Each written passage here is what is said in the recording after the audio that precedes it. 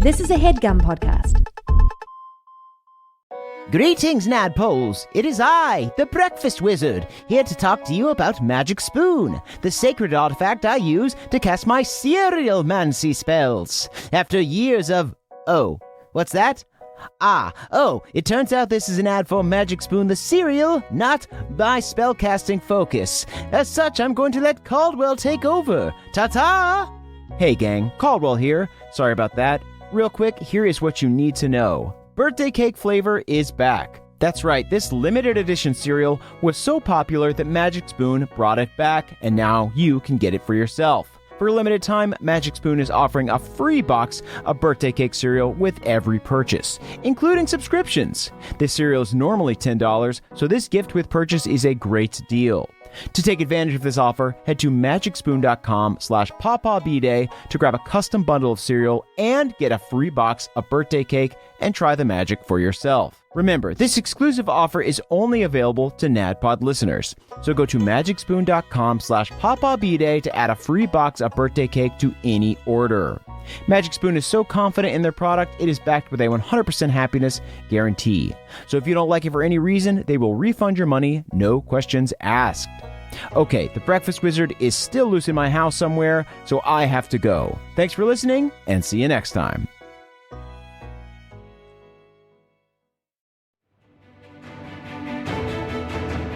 Welcome to the campaign after the campaign. This is not another D&D podcast. Welcome back to Bohemia, everyone. Bohemia. Ooh, he's cold, and I like it. We are here with Jake Hurwitz, Hard one, Surefoot. Emily Axford, Moonshine Salmon, woman of both worm and web. ooh, Very good. Alliteration. and Caldwell Tanner. Beverly Togold V, Survivor Guy. Falling again. Yeah, Survivor Guy. Check it out on Spike TV. Wait, I have a name for you. Okay. Featherfall Fellow. Oh, I like that. That's better. We also don't know if you're a survival guy yet. Yeah, we don't True. know. We may all be dead guys True. and gals. I'm hoping I can influence Murph by saying it up top. Yes. Beverly Togold V, alive. We'll find out right after this. Let's do a little recap. So last week, you guys continued your journey through the Knoll tunnels, aka the Knoll holes, and ran into some trouble along the way, as the path is always changing based on the purple worm's movements through the mountains. You were attacked by an invisible spider who sucked you down into her invisible web. After a very confusing fight, you defeated her and escaped it. All the while, Balnor kept an eye on Bastion, who kept trying to steal from your bag. Finally, Bastion led you to the end of the tunnel, and you could see a bit of daylight through a fissure. Bastion thought you were home free until you were ambushed by Deep Rag and his Knoll followers. Bastion was killed instantly. Then you guys were covered in blood by the Knolls above you, calling Yanoba to come and feed. An extremely close battle ensued, but eventually you overcame the Knolls and rushed across the bridge to escape and hopefully avoid the still feeding purple worm who had nobody left to eat but you. Moonshine drew the short straw and was swallowed whole by the beast, having a symbiotic entity just to get the extra HP and stay alive. Hard One then jumped into the creature's mouth and entered a strength contest, rolling a nat 20 and pulling Moonshine out. Nice. Bev hit the gargantuan beast with an ensnaring strike, temporarily slowing it, and you guys rushed out of the cave and into the open air, where you found yourself on the edge of a cliff. With Yanoba roaring behind you, you had no choice but to jump and hope the snow below would soften your fall. You held hands and stepped over the cliff, and that's where we are now. So, you guys are currently falling off a cliff. You have just jumped out of a cave hole, a knoll hole, if you will, to escape Yanoba. Guys, go ahead and so Hard One has the Ring of Featherfall on. So you guys my pinky. So you guys are so heavy. All four of you holding hands, having just leapt. These other guys are pulling you down fast, Hard One, but I'll say it'll save you a little bit of damage. Yeah, but you guys are gonna hit snow. Wait, can I send an entangle so that can I cast entangle so that we almost slide down on a vine? Go ahead, and use a spell and then give me an Arcana check. Spell and then an Arcana check. I got shit Arcana. Well, let's not do it. Let's just fall. Let's not. Okay. So, guys, go ahead and roll 2 D100s to see how far you fall. 2 D100s. 1. 70 and 80. So 150 feet. You guys Easy. plummet off this cliff. Plummet kind of slowly. You're pulling hard one down. You guys crash. We're all making our legs go. No, I think we're all like grabbing our hands like skydivers. Ooh, I like that. You hit deep snow, but you fall very far. So just you guys probably bang into each other. You're right next to each other. Balnor like lands and his armor still moves. It's just insanely painful. Is this the sort of thing where like we're all screaming and then we cut super wide and you see us just go whoom? Yeah, you guys just land in Puff of snow. deep snow, but you guys take a little bit of damage. When I say a little bit, I actually mean a lot. 14. You guys take 17 damage each. Okay. Balnor's knocked the fuck out by the fall. I also am knocked the fuck out by the Hard One is knocked out by the fall. Balnor and Hard One instantly bang heads and are both just out in the snow. It would have been, I feel like I would have survived except for Balnor landed right on my face. Yeah, Balnor fell a second behind you. He was like the last one on the chain. I love you guys. I never told. You just see black. Okay, I heal hard one for 10. Thanks, Hard Moonshine. Can we say that I'm touching him, but I'm doing like CPR just to make it really dramatic looking? Clear. Like a You come to in like 15 feet of snow to a Rudy mushroom woman doing CPR on you. This is how I wake up a lot. And Balnor is still knocked out. Yeah, I'll touch hands Balnor. 4. For 5 HP, Sweet. which is all I have left. I kind of slap his cheeks. Wake up, Pop. We're all alive. And Pawpaw comes out of your overalls, Moonshine. Oh, how you doing, little rodent? I know. I gotta be honest. I'm out of spells. I'm feeling pessimistic, uncharacteristically pessimistic. He's being really pragmatic right now, but you can tell he's a little worried. Yeah, maybe we don't beat him on the battlefield. We beat him in the courtroom. What do you think, Papa? Yeah.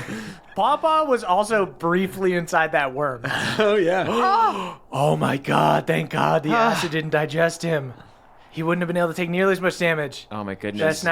Best nat 20 in history. You're right. Let's sue that worm. You heard it here, folks. Papa, Papa's come here. drawing up the notes. I hadn't even thought of that. Come here, little rodent. The world almost took you away from me. Come here and give me little cheek kisses. He gives you just like the tightest hug you've ever gotten.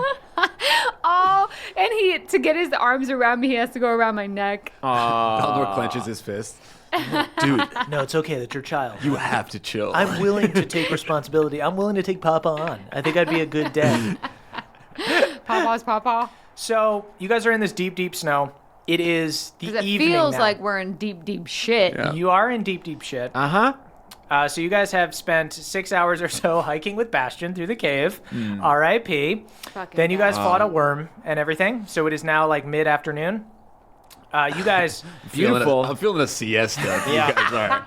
Yeah, I don't know about y'all, but I think we eat a little charcuterie and take a Hey, nap. do you want to just like fall asleep in the snow? You want to pass out in this cold? I think that is how people die of hypothermia. No, it son. seems really warm. No, you know what? I feel warm. We've all also had a feel few warm. concussions. I'm sleeping. I start taking off my boots. No, this is Hey, just make snow angels and No. then stop forever. Beverly. I know you've read books about hypothermia. You see what Hard One's doing. This is You're right. wrong. It's so weird because snow is almost like mud, except it's like little crystal gravels. Yeah, it's like big mud pillows. Oh, yeah, it's big mud pillows. Good Yeah. night. Good night. You see Papa's getting hypothermia. He's just starting to rip his fur off and go to sleep in the snow. That's right, Papa. It's hot. No, that's a dead possum is what that is.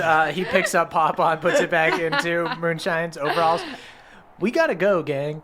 All right, Okay, yeah. all right, fine. One more stop, but then it's bedtime. You guys are all so tired and cold and hurt. I love that 2 of you got knocked out from the fall. That's so You're funny. right. We'll find a bar and then we'll go to bed, right? yeah. Is that what you're saying, Balnor? We're all very concussed. I also have a concussion. Hard One tries to climb into the bag of holding. Oh, You carry me for you a can do it bit, for 10 Balnor. minutes. Can't sleep where you can't breathe, bud. So you guys spend much of the evening hiking through this thick snow. At first, you guys are in deep, deep, deep snow that you landed in. It was like 15 feet of snow. It was nuts. Can we take a short rest? Oh, I go down then. I'm down. But if I What? come out of fungal form, I'm down. My temporary hit points. So Okay. I'm down. I guess we take a short rest when she goes down. You can't take a short rest buried in snow. I guess that's true. Okay, so as you guys are making your way through the snow, Moonshine goes down when she comes out of her fungal form.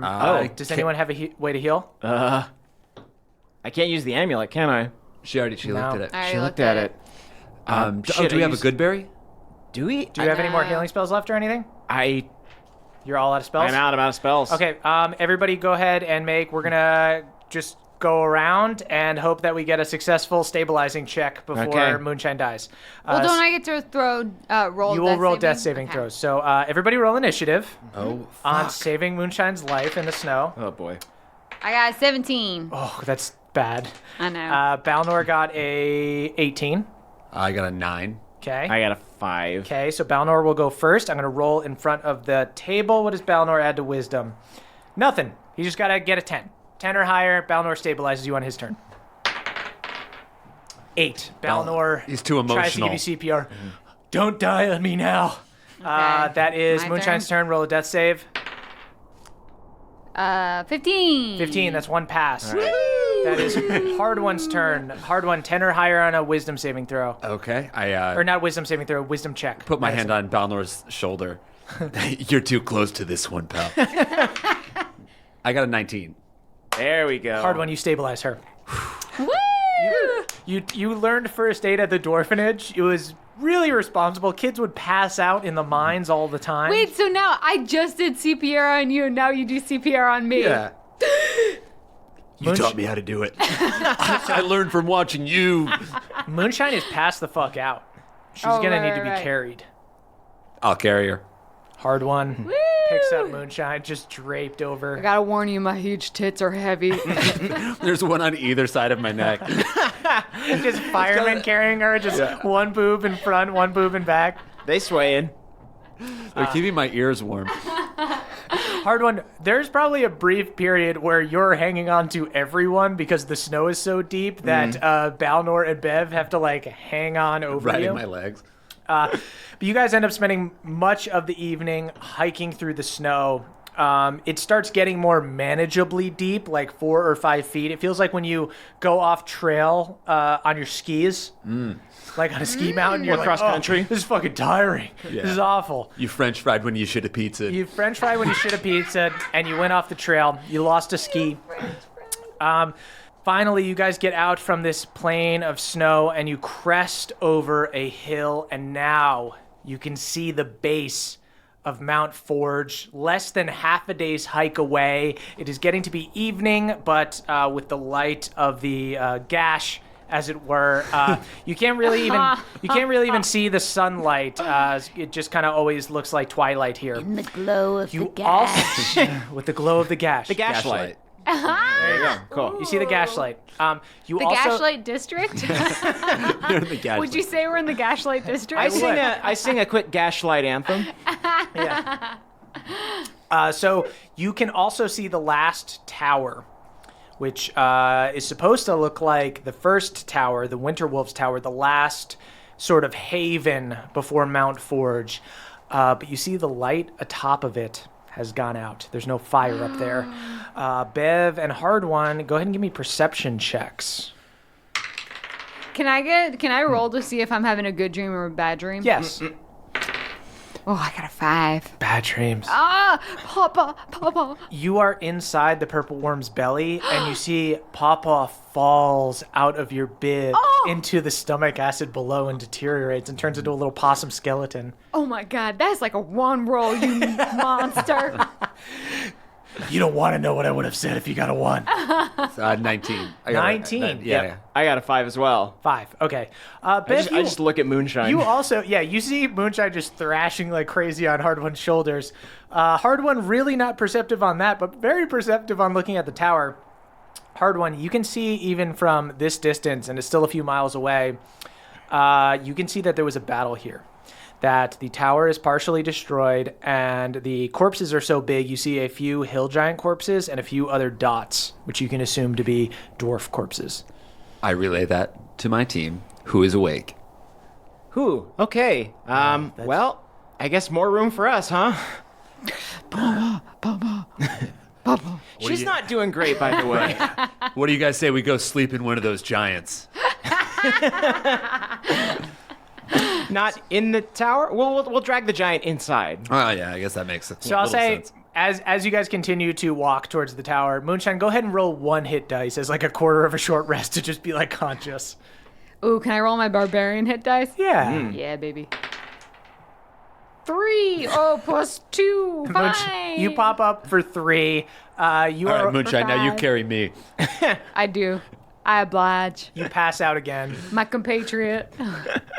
So you guys continue to hike, just beaten down. You've had a hell of a day. One of the most intense days in memory, save for maybe when you took the drill car up and fought Galad and saved Bev's dad in the day. This was number not- 1 or number not 2 a tiring great day. We like big days around here. This is a big day.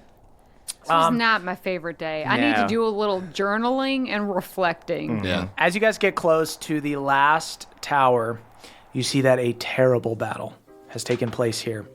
Heavy losses from dwarves and hill giants. The tower is badly damaged. You see as soon as you arrive, it's this big, watchtower that's like built of stone. The other one had this great kind of bonfire up top to be able to signal to people. Bonfire is out. You see burst through one of the walls is a mammoth, but the mammoth is dead. Just a big mammoth corpse there. Strangely enough, the top of the tower is half destroyed. You see up where like the beacon would be, where like a guard would be posted. It's half destroyed and covered in thick frost. And on the ground, you see dead Winterwolf Rangers, dead wolves, dead hill giants, and a few dead Bronzebeards. Way fewer Bronzebeards than Winterwolves. There are several hill giants and dwarves that are frozen in place. Like they were frozen during a battle. Like dead and just in stasis. Is that like arcane freezing, or can we tell? Let me know how you guys are approaching these guys, like what kind of arcana checks you're doing, etc. Investigation. I mean, I want to do like a general sort of like nature check to be like, is this ice natural or Yeah. is it magic? Cool. Go ahead and give me investigator or arcana or nature. Yep, nature it is. 13. 13. You can't tell what it's from, but the people who are frozen in place were not frozen by natural means. Yeah, I assumed as much. It's a whole magic scenario up in here. And So I thought that between us, Yeah. I thought that the guy we were most worried about was dealing in flame, wasn't he? Wasn't he enchanted to deal in flame? Herog Jr. Hirog Jr. Yeah. Seems like maybe he's being opposed by someone else. There's a fire and ice situation happening. Oh, y'all, I think that he might have a That's Jon dope. Snow. I know that these are serious times with dire consequences, but that's dope. Well, I Yeah. imagine that there might be like a frost giant trying to oppose him. I hope they are also in love, though. Can I? Oh. Yeah, I'm going to inspect the bed in the keep to make sure nobody was fucking their aunt in there.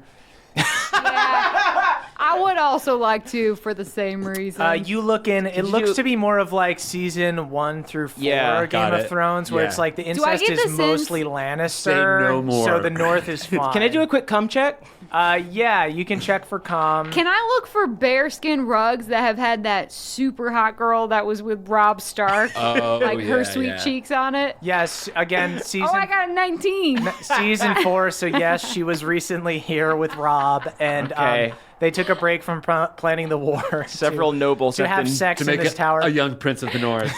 What do you guys do to save the world in this D&D game? Okay. Right. I wanted to do a percent. Like this place is deserted, right? Like there's. There are no Yeah. There are no people who are alive that you can see. Okay. But let me know how you interact with everything. I want to chisel one of these people out. One of the winter wolves or the One of the frozen winter wolves. You want to chisel somebody out. Moonshine. Oh shit, I got produce flame. I forgot Hey. cantrips I don't need spell slots for. So there are 2 full hill giants that are frozen. There's one that was like mid-battle with a winter wolf that was riding a wolf with a hammer. They were like about to go at each other, both of them frozen. You see another hill giant just has his club out, frozen. You see a Bronzebeard dwarf that was like looking terrified and reaching into a bag is frozen. And you see a few other like winter wolf dwarves frozen, and then one like wolf that is frozen. Okay, I'm taking my produce flame and I'm holding it up to melt just around that bag that Bronzebeard was going for. Smart. Sweet. You see this brown bag, and Balnor and I'm looks being over at you. careful with my produce flame. So This it's Bronzebeard looks weirdly like he's sort of like the Bronzebeard Balnor. He's got holding like the bag. he's got a little beard, but it's tight. I would have done the same thing, Moonshine. It's important to check the bags first. Yeah, sure. What's the dwarven equivalent of tuna? Mackerel. Oh man, so is. Some like blind cave fish. Yeah, I like guess. salt kippers. Okay, so Moonshine, Bottom feeder for sure. you defrost this bag, much to Balnor's delight. Does it sound like a really cool flame torch? What do they call those? a Blowtorch? blowtorch? Yeah. You blowtorch. Moonshine blowtorches the bag. Moonshine, you open the bag. I'd give her my goggles while she does it. Do we have anything from Gemma or Jaina that isn't a murder weapon that we could use to prove our allegiance to the Bronzebeards? No, it's just the knife that murdered her. Yeah, just So if anything, that sort of proves the opposite. just our good word, huh? All right, right, good here we words go. enough. Okay, Moonshine, you blowtorch the bag, and you find in it 2 potions with a milky white liquid and 2 copper cylinders. Hard one. Looking at that, go ahead and give me a, history check with advantage. 8. Hard one, you have no idea what these fucking cylinders are. Do I know? Well, let's pocket them. Oh, yeah. Young What kind of Bev's check smart. do you want to do at it? Do you want to investigate it? Do you want to know if you've read about it? Like, what kind of... I mean, Bev was definitely like a young kid who was playing with like connects and shit like that. Yeah, like, I had an he erector is. set for sure. Can I do a history check? Sure. Yeah. Ooh, that's a 19. Bev, you look at it, and you know that from your studies of dwarves and such, that dwarves are so hardworking that occasionally they'll like inject themselves with magic serum so that they can like keep mining into the mountain. Are you and it saying makes this them is- a little crazy. But So I definitely have So experienced these, but you've they were heard- always sort of being like jabbed into the back of my neck, so I never Oh, saw no. one. you've basically heard the older dwarves talk about them. They're like pep pills, but probably like you're like a trucker's son. They won't tell you what they are. They're just like, yeah, they're daddy's happy pills, son. So you've seen like dwarves use this, and as soon as Bev starts bringing it up, like, maybe this is some kind of like injector thing or something, and you press it, and you see that, a little needle pops out, He must have been a diabetic. and Hard One, you recognize then I this know what it is. as being kind of like a little dwarven pep. Got it. You got to be real careful with this stuff. Interesting. And I like drugs. the mechanics of this thing is that it lets you take a long rest in the time that it would let you take a short rest. Ooh. Oh. I think sick. y'all that we should save it though. I think we should get an honest short an honest long rest and save these because there's only 2 of them and Hard one, are drugs good? Not for you. Okay, all right. when you're an adult Sure. and you can make informed decisions about when you inject yourself with say arcane. Uh-huh. Yeah. When your beard's as long as mine, then I'll do arcane with you. Beth. Oh, okay. Gosh, I can't wait. All right, so I guess can we keep on casing the joint? Sure, go ahead and give me. You guys have plenty of time, so give me investigation checks with advantage. Shout out to the 2 crew. My God. And shout out to the fun ones. I got a 16. Balnor got a 19. I got a 19 as well. Sweet. Advantage is so weird when you get a 3 and a 4. Okay. It really feels inefficient. It means yeah? you just suck. You guys are all going around.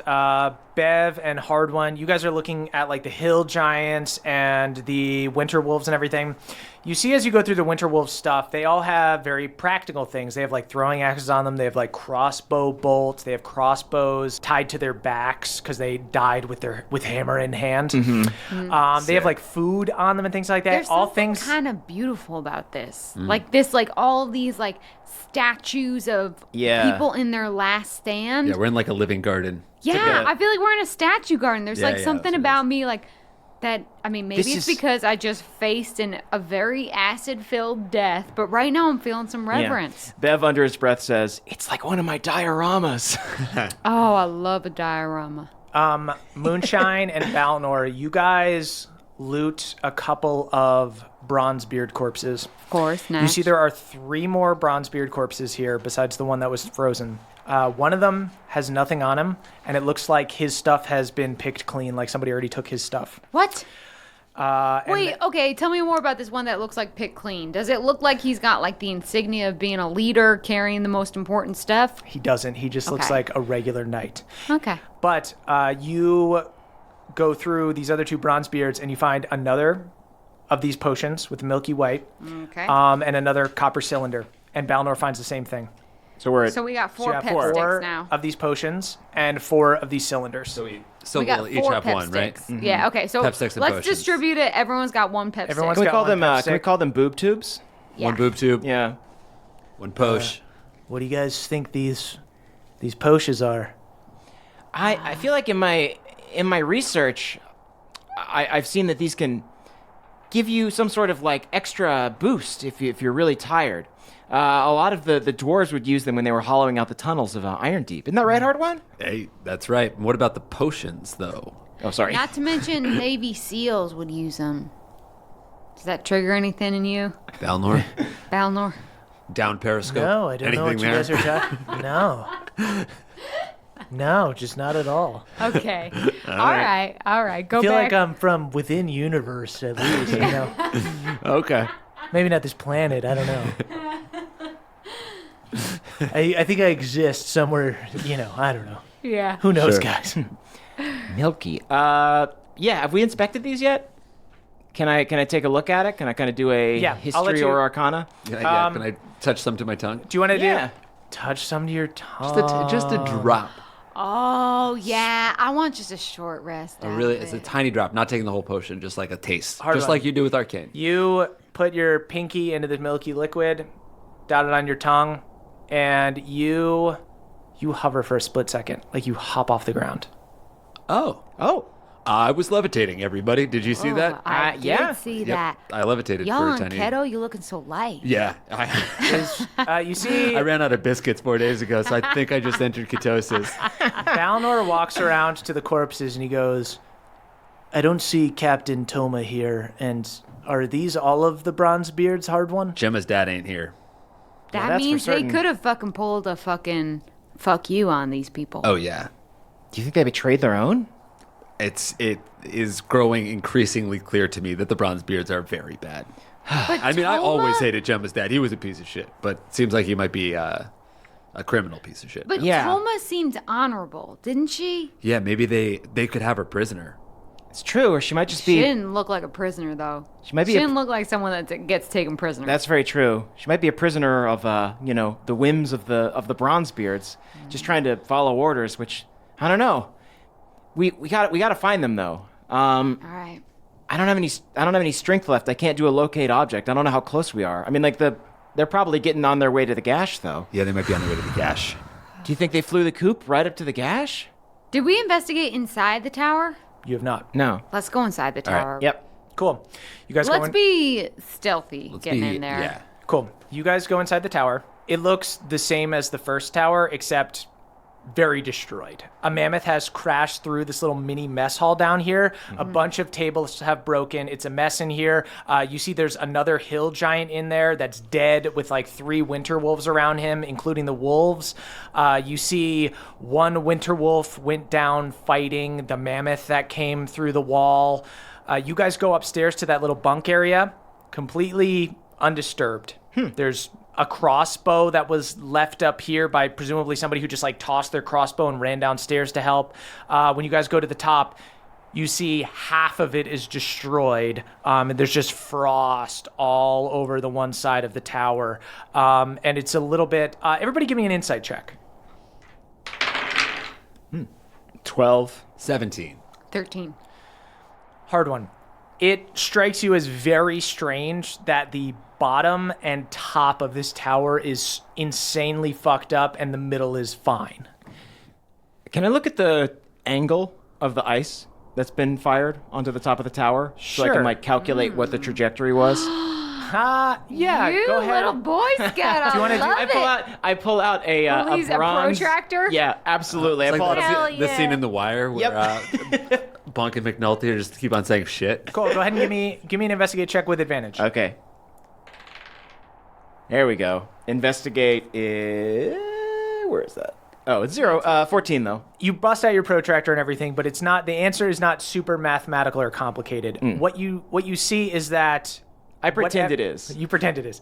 Whatever did this seems to have attacked from above. You see that the ice is super chunky up top and seems to be like dripping down, like it's less thick down below. And only the Bronzebeards had the flying potions. Correct.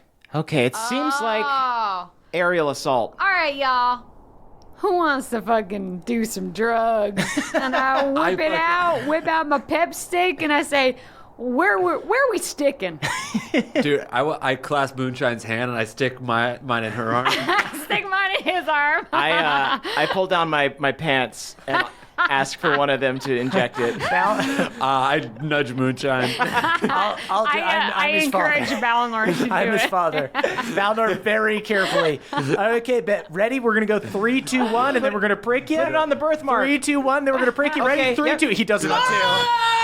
It's okay. Hey, you're going to be okay, bud. Hey, Not you're gonna required be okay. to do it on the buttocks. Hey, You know Bev's got what's little better? butt dimples. that's where all the meat is. That's where all the meat is. Balnor That's where pulls, my meat is. Balnor pulls his pants Wait, down. no. Beverly has a notoriously flat ass. true. Oh, yeah. That must have hurt. That must have hurt. Bone! It went to- bone! straight to the bone. Straight to the bone for Bev. Ass like cardboard. Balnor stabs his own ass. Drop it like Ass it's like flat. a bulletin Yeah. board. You guys take it and you're like, oh, fuck. And you go and you sit down and you just feel super relaxed, and slowly you get more amped and more amped and more amped and more amped. And after like half an hour, you're like, I can go. I'm up for the day. Yeah. I'm up for the day, man. Bev's I'm up for good. the day. Yeah. Yeah. All right, Balnor y'all. starts talking like I Mark got Wahlberg. all these Yeah, let's do ideas. it. Let's do it, man. Y'all, where is the kitchen in this place? I got all these ideas for jambalaya recipes. What about mammoth? We got a bunch of mammoth. Hey, what if you try- I could whip that into a frittata. Yeah. Heck, You I guys could make are a all mammoth on meth. Benedict. Moonshine, roll me a cooking check. Double advantage. Roll 4 d20s. Hey, Moonshine. I'm solving a math problem with Pawpaw. Yeah. What do I add to cooking? Nature or something? Yeah, nature. All right, I got 18. 18, cool. Moonshine, you very carefully make a beautiful dinner for everyone. Hard one. Punch me as hard as you can. I punch Beverly as hard as I think I can, and it is You're very, thinking very about soft. math. Hard one, you can read right now. Whoa! Just very briefly. I'm reading voraciously. Yeah. Y'all, I got mammoth chili. Gimme. Who wants mammoth chili? Put it in my butt. No beans. I'll have some. I put my head in the cauldron. Balnor starts laughing. Moonshine, are these whole eggs in here? Yeah, You didn't they're crack the mint, eggs? didn't crack them or anything. You know, cooking's about texture when it comes down to it. People think it's taste, but it's about texture. People don't talk about that enough. Good. You guys kind of come down from your tweaking a little bit after like an hour, and you guys are fully rested. All right. Oh, Dope, dude. Ooh. So you guys get your spells back Oh, Melora has get your queefed health back. upon me. after these insane Bronzebeard drugs. These guys came packing with stuff. And we also after a really intense drug trip, we're all closer friends, even more so than before. Yeah. absolutely. Yeah. This was We my all first looked at- time doing an upper. You're more of a downer guy. Yeah, that makes sense. Balnor, you were insane. Balnor with the benzos. Balnor kept doing squats and sweating so much. I was getting deep there. I was Your getting lips deep. got That felt super good. dry, I should Balnor. do that all the time. Your I could do- knuckles are so bloody. I could do squats like that all the time. Papa has just been chasing his tail for an hour. Wait, at full no, hour. Papa didn't get anything. But he licked some up. So Oh, yeah. absolutely okay, did. good. I like Yeah. when my baby's involved. Hard one. Yeah, What drugs is are this? good. We gotta learn how to make Right? this. I love it. We gotta learn how to make it. There's like several paragraphs in the Green Teen Handbook about how they're bad. The whole book seems like maybe it's a wash. I don't Where's know. that book? I'm gonna burn it. everybody give me an insight check. I 10? got 7. 8. Oh, pardon me, I got 11. Guys, this is great. You guys could probably never sleep again and just keep doing these. Awesome, dude. Forget everything that Denny ever taught you. We're your Good, scoutmasters guys, now. we gotta find these bronze beers, find out where they make these suckers, huh? I know. I'm just saying, if you love something, you gotta learn how to make it yourself because you don't want to be dependent on dealers. Resourceful. Or Cut out the middleman. Mafia or anyone. Guys, we need to act. We need to act. Hard One chugs his, it's my flying potion. Instantly chugs it. Hard One, you begin flying up inside the tower. All right, so I want to chug it as I'm running out the window. Watch this. Hard One, like he's in fucking Jackass, hops out the window, chugs his potion, fully on drugs. Everyone looks out the window like, oh shit! And you begin flying and you float. Can I chug my flying potion but do it inside so that I fly up and then hit the ceiling? Yes. Moonshine, you fly up, you hit the ceiling, you kind of swim Ow. up there, go up the stairs. Oh, Charlie and the shit. Chocolate Busy Factory lifting style. Yeah, Yeah. exactly. Go up to the top of the tower and begin flying out. Balnor jumps out of the tower and Do we just float or downstairs. do we grow wings? You just fly. Okay, cool. Yeah. So you guys consume the potions of flying and you instantly begin hovering. Then are you guys just going up? I think let's go to the gash. Straight to the gash. Straight Yep. to the gash. Gash I mean, rebound. You got to go Ain't straight no to the gash. pussyfooting around. Gotta get to that gash. You guys shoot off Get into the gash. the sky. So the harder I clench my buttocks, the faster I fly. That's exactly how it works. It's Alright. left buttocks to go left, right buttocks to go nice, right. and I can fire my glutes at will. Yeah. Rocketeer rules. Yeah. I'm as it were. definitely just experimenting. Left, right, right. So you guys fly up towards the gash. I go feet first. You go feet first. It looks ridiculous. Bobsled. Balnor has to like keep you on track, but you're just insanely high because you're a child. I'm skeleton luging. The wind bites you. It's bitter cold, but you rocket upward in defiance of Mother Nature herself. Hell yeah. With the potions, you can fly for an hour. And you do. Did Papa have a little bit of the potion, or is he Oh, in he's your... just in the overalls. Nah, he's just in the overalls. I'm turning my body into like a little plane though that he can pilot. Oh, he's got little goggles and like a Got little... yeah. I'm doing the Bev style. a little of captain's just, like, hat on? Luge, like feet first, and then he's popping out the overall bib and then pulling my overall bibs to sort of control it. Yeah, he's like Snoopy. Yeah. And he's Oh flying man, in. and that sop with camel. Oh yeah. Yeah. So in minutes, in an hour, you guys climb tens of thousands of feet because you guys have already fucking walked through the tundra a bunch. Who wants to fucking listen to you climb? You sure you don't want me to do 9 more You don't need to do any more encounter fucking checks? encounter checks. Can I roll? I take a pee. Sure. Do you want to? What did you want to? What did you want to roll freeze for? midair. To see if your dick freezes. No, but your pee's gonna fucking freeze midair Yeah. and then fucking icicle spear some poor little rabbit hair. Oh, I don't want that. I just Can we wanted roll to to pee. see if his icicle spears kill his ram back on the other side of the mountain? No. They fly over and they hit Ryan for That's my ram. 10d6. You asshole. No.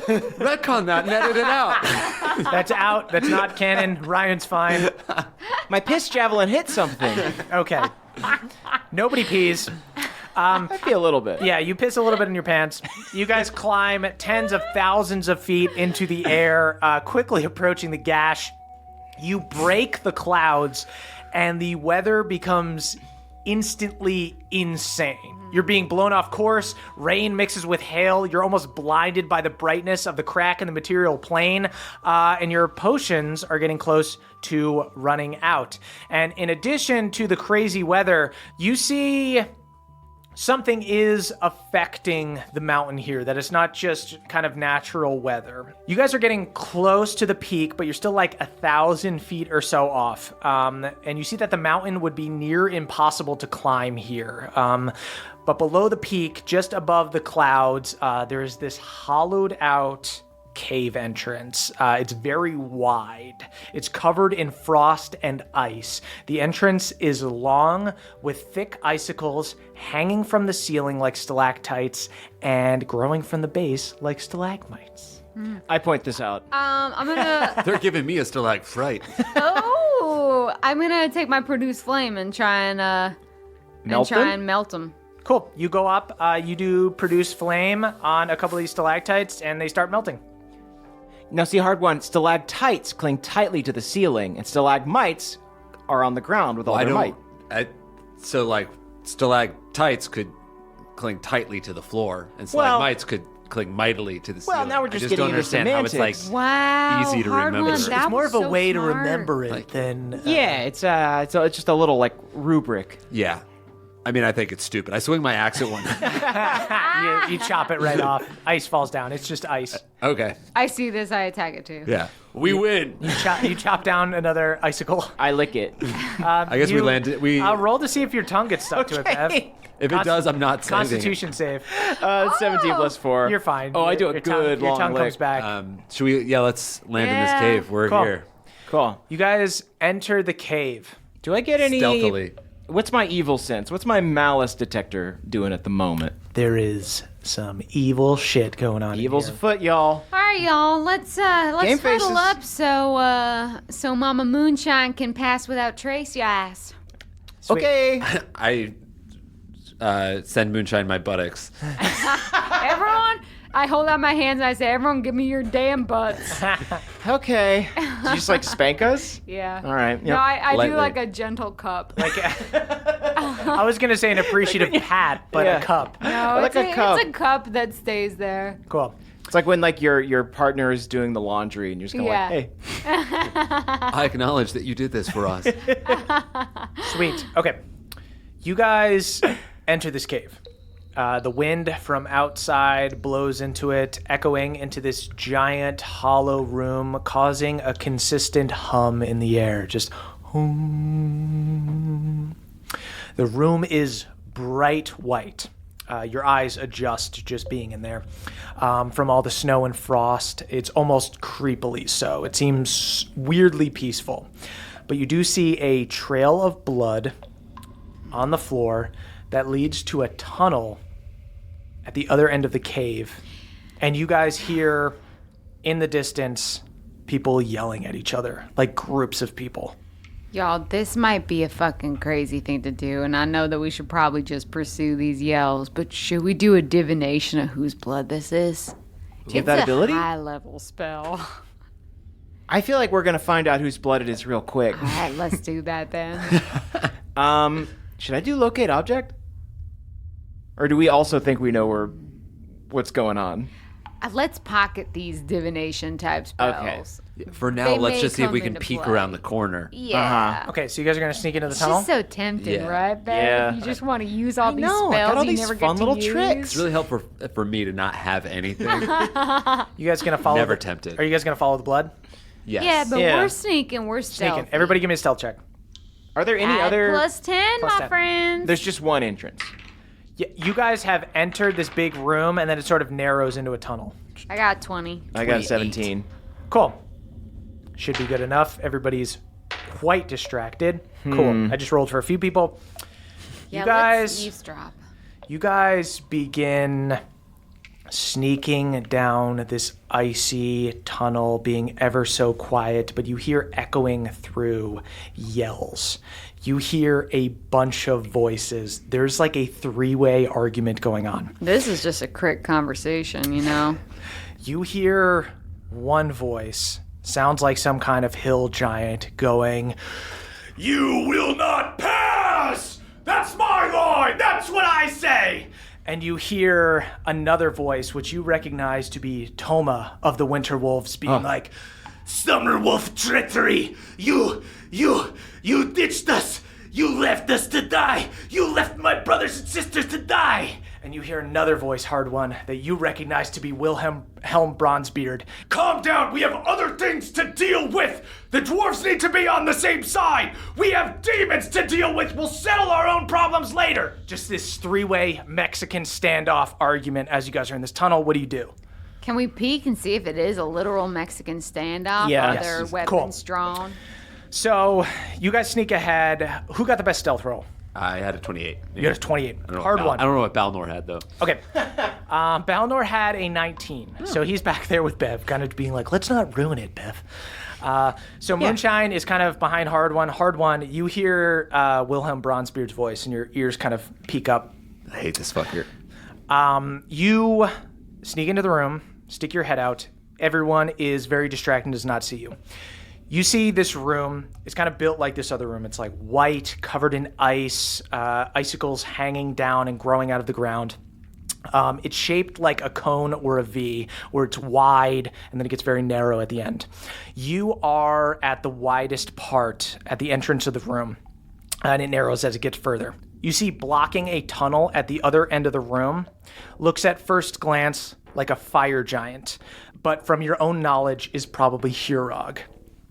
He's this beastly hill giant. He is shirtless despite the cold. Just enormous, rippling muscles, skin so pale it's nearly translucent, thick veins pumping just beneath it. His pupils are bright red, and he's got matching red hair glowing with a very unnatural color. I can't help but whisper, fuck yet. Yeah. Hardon, go ahead and give me an insight check.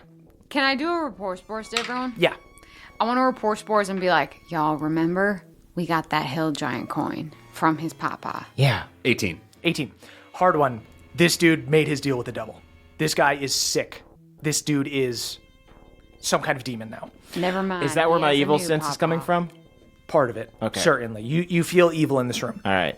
Hard one. You see he is carrying 2 enormous shields lined with spikes, and they are on fire, just consistently on fire. And you see it's magic, so it's not like melting the floor or anything, but you do see, there's steam coming off the ice around him just by him being here. But you see next to him are 2 eyeless Winterwolf Rangers. Oh, shit. You guys know who that is. Oh, goodness. With 2 eyeless wolves next to them. Even the dogs? Yes. And he is currently in a standoff with 2 other parties. Hard one, you see to the right of you, in the right corner of the room, is an injured Toma. You see the blood trail goes to her. You see she's been injured in a battle. You see that Oscar is also hurt. You see his jaws hanging a little low, like it's been broken. And she's just screaming at the bronze spears, just like, "Summer dwarves, you leave us to die!" And you see to your left, in the other corner, is Wilhelm Bronzebeard and his knights. You see Wilhelm wears a thick bronze cloak with intricate scale armor underneath and carries a hammer at his side. He's got a big bushy red beard with a streak of white in it. With him are 3 Bronzebeard knights in plate wearing the Bronzebeard tabards. They've also got a Bronzebeard cleric in similar regalia, but he's got a pendant of Moradin. There's also a beefy dwarf with a patchy red beard. It's long, but like a lot of patches have been ripped out. And hard one, you know this to be a dude named Rust. Rust is Wilhelm Bronzebeard's nephew, who he took in after his brother died. Rust's mom was a commoner, and thus Rust is an embarrassment to the family. But nonetheless, he is desperate to impress the other Bronzebeards, and he is a dumb, sick bastard who definitely bullied you when he was a kid. He's got the patches in his beard ripped off. When he gets mad, he rips out his beard. He is a sick fuck. You probably don't know how to read because he made fun of you for reading a book. Yeah. This guy is a fuck. All right, cool. He's more chips than shoulder at this point. Yeah. So I get a little scared when I see him and not the huge fiery hill giant. How many dwarves are there? It's Rust, the cleric, Wilhelm, and then 2 guards? There are 3 knights, a cleric, Rust, and Wilhelm. So they've got a party of 6. You've got Toma and the wolf in the other corner. And then you've got this insane demon giant with 2 huge shields. Just looks like Bane if Bane had fire powers and were 15 feet tall. That's honestly what the movie was missing. There you go. And also at his side, It was only fine. presumably on his side, are eyeless Winterwolves. I feel like maybe we let them play this out and then kind of clean up. We go on cleanup duty. Yeah, I have a slight concern that all of them were doing wrong. I originally thought that Toma was a real cool lady. I think Toma could still be cool. I Because Toma got ambushed. Yeah. Toma tried to defend the Winterwolves at the wall. The Bronzebeards, or at the tower. And it sounds like the Bronzebeards flew away and left them to die. Yeah, Toma, of But those three. they stole Toma and brought her here. No, I think Toma came here to like confront them or something. Of all three of those in there, I'm putting my money in Toma's corner. I yeah. agree, but my question is, are all three corrupt? Hey everybody, it's Emily here to talk to you about Aura Frames.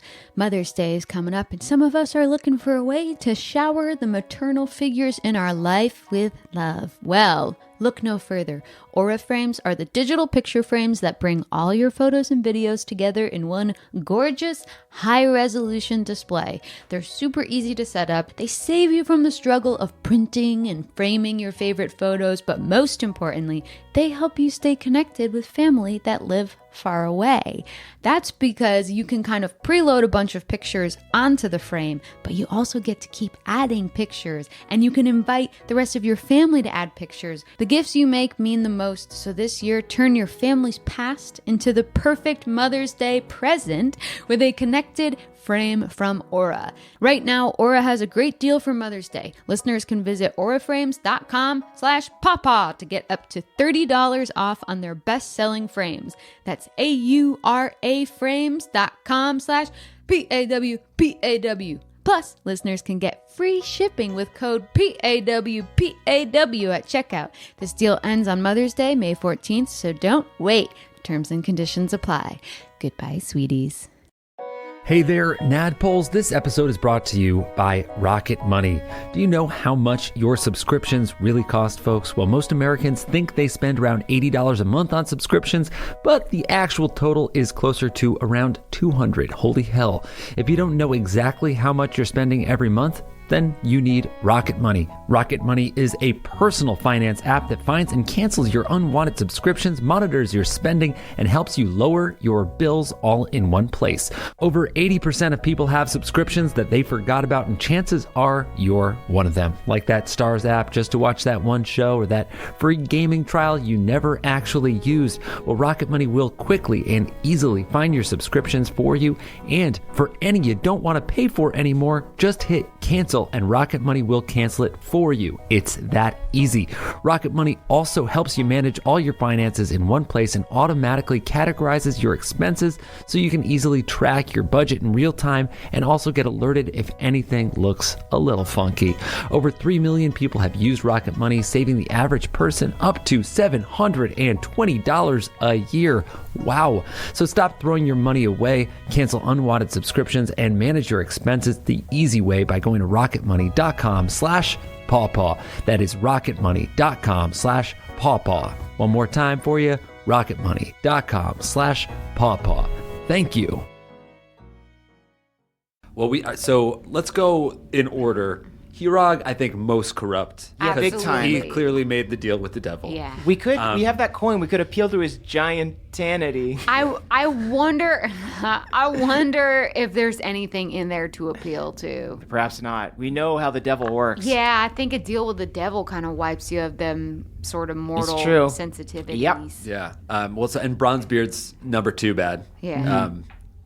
He was also kind of a piece of shit to me as a youth, It so I'm a little biased. It pains me to see a bad dad, but that's a bad dad. He's a bad dad. Y'all, do we just make a noise out here and get them all jumping like a fleas in their foot? Could we? Do you want to try and incite them to violence with like a shot of something? A what? We like fire a stray shot so they think that one of them. We end this Mexican standoff, and then we watch them fight. We run the simulation. Does anyone have like a wand drawn or anything? That's a good question. You kind of don't fully know Wilhelm's powers. He doesn't have his hammer out for some reason, which is a little suspect. The other knights certainly do. The cleric, you kind of don't know what his deal is. You don't really know Toma's powers. And Toma's just there by herself with the dog. She and Oscar are just like baring their teeth at both corners. And Wilhelm Bronzebeard, the conversation happening right now is the Bronzebeards being like, fuck what happened. We need to work together right now or we're all going to die. He's saying that to Toma. He's saying that to Toma. To get by this giant. Yes. You hear them yelling back and forth. Wilhelm's just like, forget anything that happened. We need to work together. I'll never trust you again, Summer Dwarf. You just fly off and leave us behind. They're just yelling back and forth. All right, y'all. Should I hurl a little flame with my produce flame cantrip? Someone might think that Hirag did it. Wait, should I use an illusion? Yeah, add on. Why not? Yeah, let me use deception. Let's stack cantrips, y'all. Okay. If you want to do a minor illusion on her spell, I'll let Bev do the Deception roll? deception All right, roll. cool. That's a 13. Uh-oh. You guys shoot the fireball out. You see instantly Wilhelm and Toma turn back there and they go, "More fire giants that way too, what the fuck?" And Wilhelm goes, "We need to work on the same side. They're surrounding us from both sides." Ooh, that's smart. Now we're getting them shook. Okay. Do another fire thing. You see during this distraction, Hurog rushes forward at the Bronzebeards. Oh shit, now we have to choose a side though. I want to turn to Hard One and cast protection from energy so that he's protected from fire and he has resistance to fire. I give Moonshine a really bad thumbs up. Awesome. And then after that, I fucking fungal form and that's all. Sweet. Can we, while we're kind of prepping stuff while this battle is going on, can I also cast Shield of Faith on Moonshine? Sure. Yeah, get that AC. Cool. So you guys distract the dwarves. They turn around towards you guys. You see Hurog launches forward with his two shields on the ground like a snow plow, just like coming forward, melting the snow around him and collecting snow. Goes after the three knights. He is going to hit on a shield charge, 20 damage on the first hit. Mercy. So he can actually hit multiple people in a row with his shield charge, so he's going to keep running through dudes, and they're going to make strength saves. He plows through the second dude, and he plows through the third knight. He plows through the cleric, and Wilhelm Bronzebeard, and Rust. And those guys all take 16 damage. He's strong. Yeah. Yeah, I don't want to fight him. Hurog makes a second shield attack on the first guy he hit, and he is going to hit. He does another 30 damage to this dude, and you see one of these guys is just pounded into the snow by a shield and looks insanely hurt. Hard One, you recognize this as being like one of Wilhelm's guardsmen. These are strong knights. These aren't like wieners. Okay. Are they wieners, Hard One? They're not wieners. They're no cold princes. That is Toma's turn. On Toma's turn, she rushes into the hall riding Oscar and sees you guys, and she goes, "The fuck are you doing here?" No time for that. Let's get this giant. We're on your side if you're honorable. The fuck?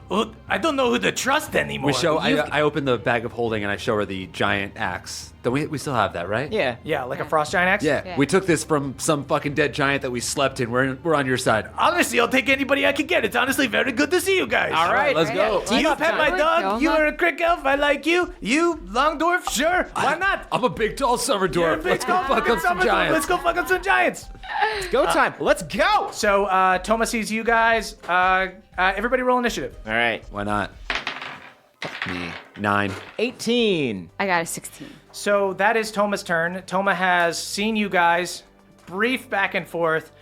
You see her and Oscar go towards the giant, and she yells to the Bronzebeards, "You and I still aren't cool. I'm going to fucking kill you flying away with your stupid secret potions, you fucks." She's going to attack, and just bam, bam, 2 hammer hits in his back, and then Oscar jumps up and bites him in the ass, like rips off a piece of his ass. Just flames coming out of his butt cheeks. Nice charred ass for you. You'll never stop me.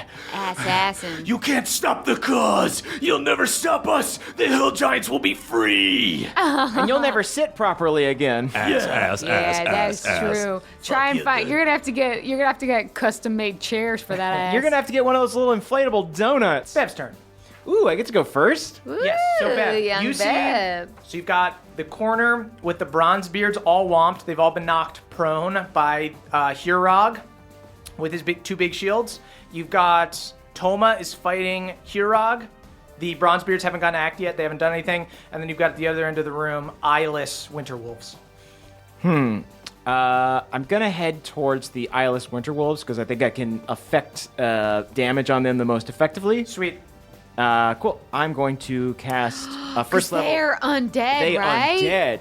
Yes. Yes. Yeah, I'm gonna cast Divine Smite on one of the Winter Wolves. Our little Sweet. paladin. A wolf or a ranger? There I'm are gonna- 2 rangers and 2 wolves. I'm gonna avoid the wolves as best I can. All right. They are pawns most of all in this. They are dead. We are dead. We will kill you. They talk in Ooh. unison. Cool. That's 11. That probably doesn't hit. 11 does not hit. Okay. Let me try again. We were on the hunt with Pale Prince. Oh, you hate to see that happen. I'm gonna send you to Moradin. That would be wonderful. Okay. We are in constant hell. 19. 19 hits us. Okay, cool. I do a sealing strike to send them The back. wolves are also talking with them. Hey, where's the Pale Prince? Pale Prince, I cannot tell you. Come on. I can't. Sorry. If I send you to Moradin, will you tell us? Yes. Okay. I might be lying. I'm a demon. That's true. He's a demon. All right, that's 13 damage. 13 and damage, then, 2d8. Cool. And then I think it does an extra d8 because they're undead. Yes. Alrighty. Nice, dude. So that's 6, Ow. 7, Ow. 7. Stop. So 20. 14 plus 6, that's 20. Ow. Plus 13, Sweet. so 33. Wow. Yeah. Good damage. Good job. Give Moradin a kiss on the butt for me. That is Moonshine's turn. All right, I'm running up to Hirok and I'm going after him. Does a 18 hit? 18 does not hit. Motherfucker! Wowee. Jesus Christ. I, naked, but I have 2 very big shields. I will at least spores him for 12. Oh, enemy of the cause. You must love law and whatnot. You're one of those people who just follows the rules and does everything straight by the book, aren't you? Yes, Honestly, that's kind of how I see myself. I feel like I followed the rules. The rules of Melora. The rules of Melora. The rules of Melora are I don't know who very that is. somewhat chaotic. You don't know Melora? Just a reverence for, if you see weeds growing, you don't Everyone pick them. shut up! You see his hair bursts into a streak of fire. That's Balnor's turn. Balnor will rush forward, take a couple cracks at Hirog. Misses on the first attack. Misses on the second attack. He's hard to hit. That is Rust's turn. Rust gets up from being prone, and he goes, "Don't worry, Dad, I'll help you, man." He attacks. Another big, strong adult son. He's like a shitty Jon Snow. He's a Ramsey. He's a Ramsey Bolton. Yeah. He's a Ramsey Snow turned Bolton. Is he a Bolton yet? Do they call him Bronzebeard? Yes, he is technically a Bronzebeard, but he's a great shame to the family. He does not hit on his first attack. He takes a second attack with his spear. He has a spear. He misses on his second attack. He hits on his third attack. Oh god, he gets 3. Yeah, he's strong, hard one. He does 12 damage to Hirog. That is the eyeless dwarves and wolves' turn. They are going to rush forward and go after Bev. Bring it. You are aberrations in the eyes of the Lord. We feel like we are still people, even though we are demons. Well, it's a very narrow definition, I suppose. Well, fuck you, man. I guess it's really more of a philosophical discussion. I rolled 2 2s on my attack. Second guy goes. He hits on one attack. You see he's got a hammer. I still use my hammer. It reminds me of when I was alive. Wow, that's just real tragic. 10 damage. Oh boy. And then one of the wolves is going to take a bite at you. That's 18 to hit. Doesn't hit. Doesn't hit. Misses. Second wolf takes a bite at you and misses. Do they just bounce into my shield? Yeah, Crunch they're their muzzle. furiously Let's biting. go. They're furiously biting at your shield. That's awesome. Picturing wolves just not being able to get going against Yeah. your shield. My hand is quivering above them, being like, "Don't pet, don't pet." And you see They're as wolves, not dogs. as you guys run in, there's such a flurry right now. This has all happened in a couple seconds, so the Bronzebeards haven't even seen you guys yet. But that is your turn, hard one. Okay, I'm gonna come in, and can I do 2 things? 1, hold up the Hirog coin, Okay. and 2, throw my javelin. So I want to say, who? At Hirog, your dad would be very disappointed in you. You're gonna throw a spear at him. Mm-hmm. Roll a persuasion check with disadvantage.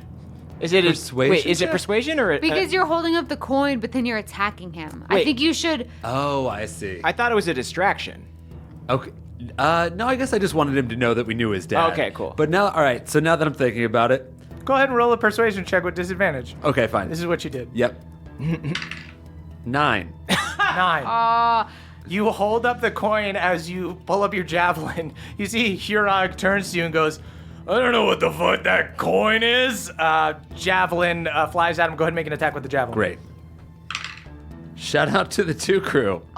This turn boy. was terrible. Javelin flings into the wall. You have a second attack. Hey. Cool. I nod at Rust. Cousin Rust. Wait, what are you doing here, man?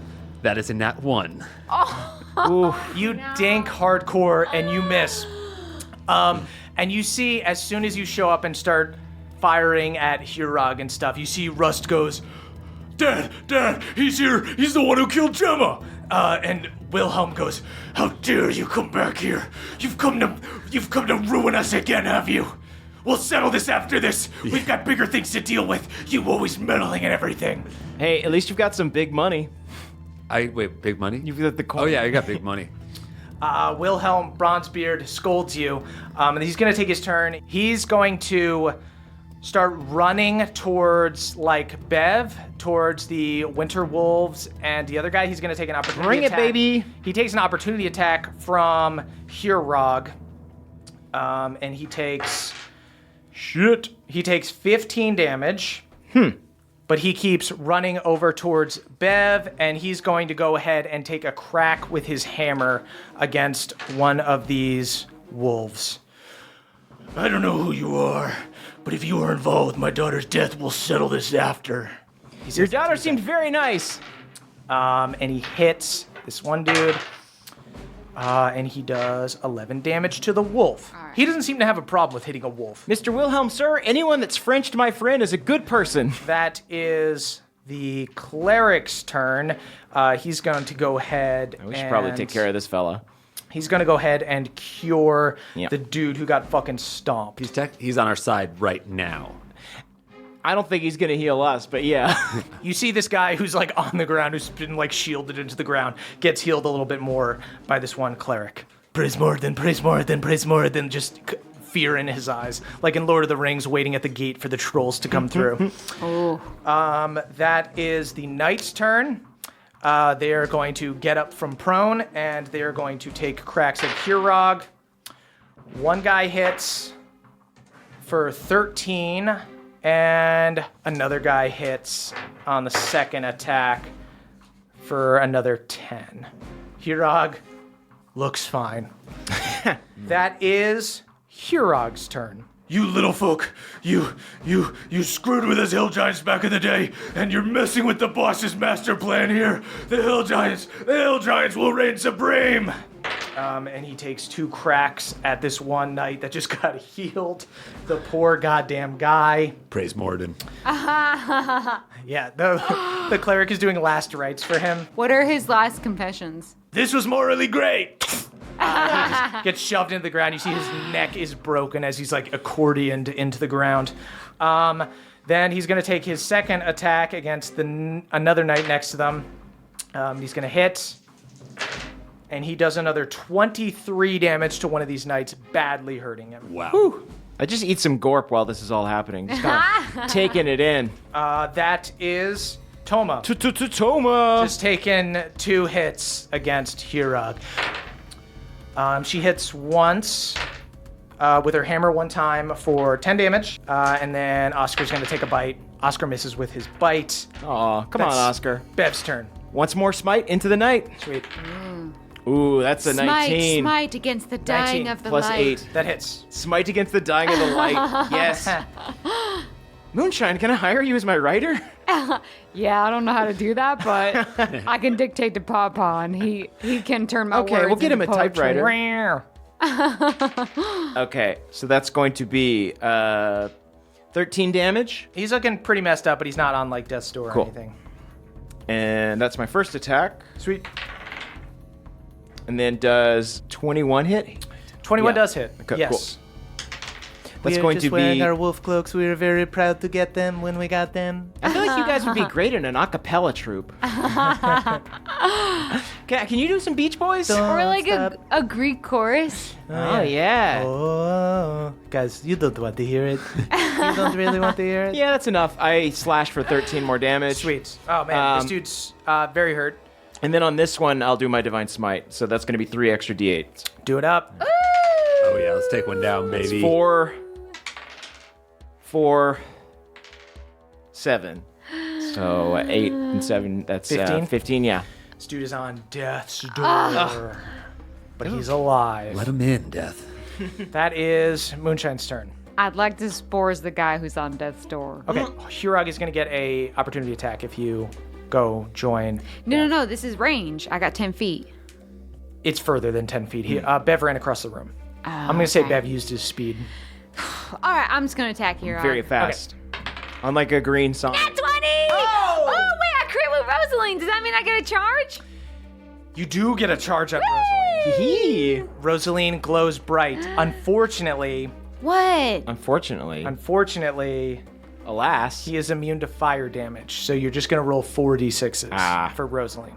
I'm really sorry. I don't mean to disappoint you. 23. 23. Pretty good. 23, and then I'm going to go ahead and spores him for 12. Nice. He's still looking pretty healthy, but he's pretty hurt. So 35. Dope. Good turn. You wouldn't take my fucking fire damage, but Wait, do you have Chill Touch equipped? I Or do. any But ice that's stuff? necrotic, not ice. Oh, yeah, you're right. Also, these guys tend to just have immunities. They don't have like. But also, I'm in rage right now, which is like partially for like resistance. Like whenever I get super fucked up, I can come out and then do spells. Balnor takes 2 attacks. This dude just has too much AC. Balnor's like doing good, but this dude's just blocking with his shields. Keep at it, Belmore. Wait, can I just like look at Rosaline and be like, how many charges do you need? Like I want to do like some kind of insight to be like, what? You want to do insight? Go ahead and do an Yeah. insight check. 16. You remember that the way Galad used Rosaline was to create other scrying swords. So I can create another scrying sword. And that is The trickery unfolds. that is Rust's turn, and on Rust's turn, he looks at Hard One and he goes, Dad, who should I kill? Should I kill this little fucker?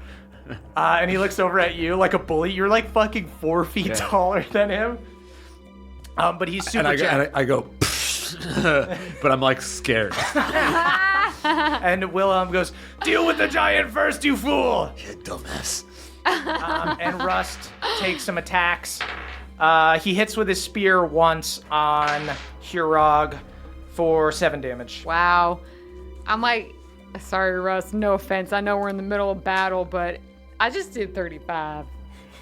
And you Like did I care. 7? Whatever, man. I just want to be clear. You did do 7, right? Russ, when you talk, I can see so much of This your dude gums. loves reading. He used to read all the time. That's a hard one. Reading's very cool. Yeah. And I'm trying in I my never downtime read once to in my learn how to goddamn do life. it. He read though. I saw him No way, reading a book Russ. one time. It's I just- saw him reading a book. He gives you a dead arm as a free action. It's not true. It's not fucking true. I'm trying to pay attention to you, but it's just every time you talk, I see so much gum. Yeah, man. Tiny teeth. Just like a wall of pink. Yeah, Shut up, man. seriously. Okay. That is the Winter Wolf's turn. I'll say one wolf goes after Bev, misses. One ranger goes after Bev, misses. One ranger goes after Wilhelm, hits. And then another wolf goes after Wilhelm and misses. You see he dodges and like uses his hammer to hit its face. Cool. That is Hard One's turn. You gonna read a book on your turn, I'm man? gonna read a fucking book. Yeah? I'm not reading a book. I turned to You're Moonshine. poor. You're at the dwarvenage, man. You don't have a dad or a mom. Oh, I actually found out who my dad and my mom Oh, were. yeah? Yeah, and they were fucking kings in Galateron. Oh. I wink Yeah. at Moonshine. His mom was super A hot. deception check with advantage, and he's gonna roll an intelligence check with disadvantage. Wow. 20. 20. Perfect. He rolled a 4. He turns to Wilhelm. And Wilhelm is fully not his dad. Rust turns to Wilhelm and goes like, Daddy, I know you said he was a bastard and that he was no good for Gemma, but he said that his mom and his dad are a king and queen. Jason. They're not. Stop listening to him. Oh, that's your turn, hard one. Yeah. Okay, I'm gonna take a swing at Hirog with my axe. Cool. Seems like you guys have something going on. Maybe attack someone else, huh? Okay. 13. Does not hit. I Blocks just it with his big shield. Jesus Christ. Just so intimidated in front of. Yeah, Rust. I'll try one more time. Did he psychically damage you so much that you forgot how to read? 16 to hit. That doesn't hit either. That doesn't hit either. Blocks it with his shield. That is Wilhelm Bronzebeard's turn. On Wilhelm Bronzebeard's turn, he is going to make a break for the tunnel. He takes an attack of opportunity from a ranger who misses and a wolf. The tunnel we just came from, or a new tunnel that we haven't been Tunnel down? on the other end of the room. He takes a little bit of damage. You see Wilhelm is starting to look a little fucked up and frazzled. He's been hit by Hirog's shield. He's been bitten by this wolf. He's been attacked, but he makes it to the other side and he makes it through the tunnel. And he looks into the cave and he yells to the other Bronzebeards, "Your sacrifices will be remembered! Rust, do what you need to do! I'm proud of you!" And he puts up a wall of stone and you don't see him anymore. Tunnel is blocked. "You motherfucker!" Toma, what's he doing? You see the Bronzebeards look shocked, except for Rust, who goes, "Oh, he's fucking proud of me, man." That is the cleric's turn, who is now insanely concerned. "Oh, fuck, we're gonna die. We're gonna fucking die here. That's the spirit. We're gonna lose." He's gonna go ahead and cast Cure Wounds, 3rd level, last 3rd level he has. He heals one of the guys who's very hurt. That is the knight's turn. They're going to keep taking cracks at Hirog. One hits for another 12 damage. "I'm kind of brave." Keep telling yourself that. Why did our patriarch ditch us, man? And then the other one misses completely. That is back around to Hirog. Takes one attack. Boom! Flattens the dude who was just healed. Okay.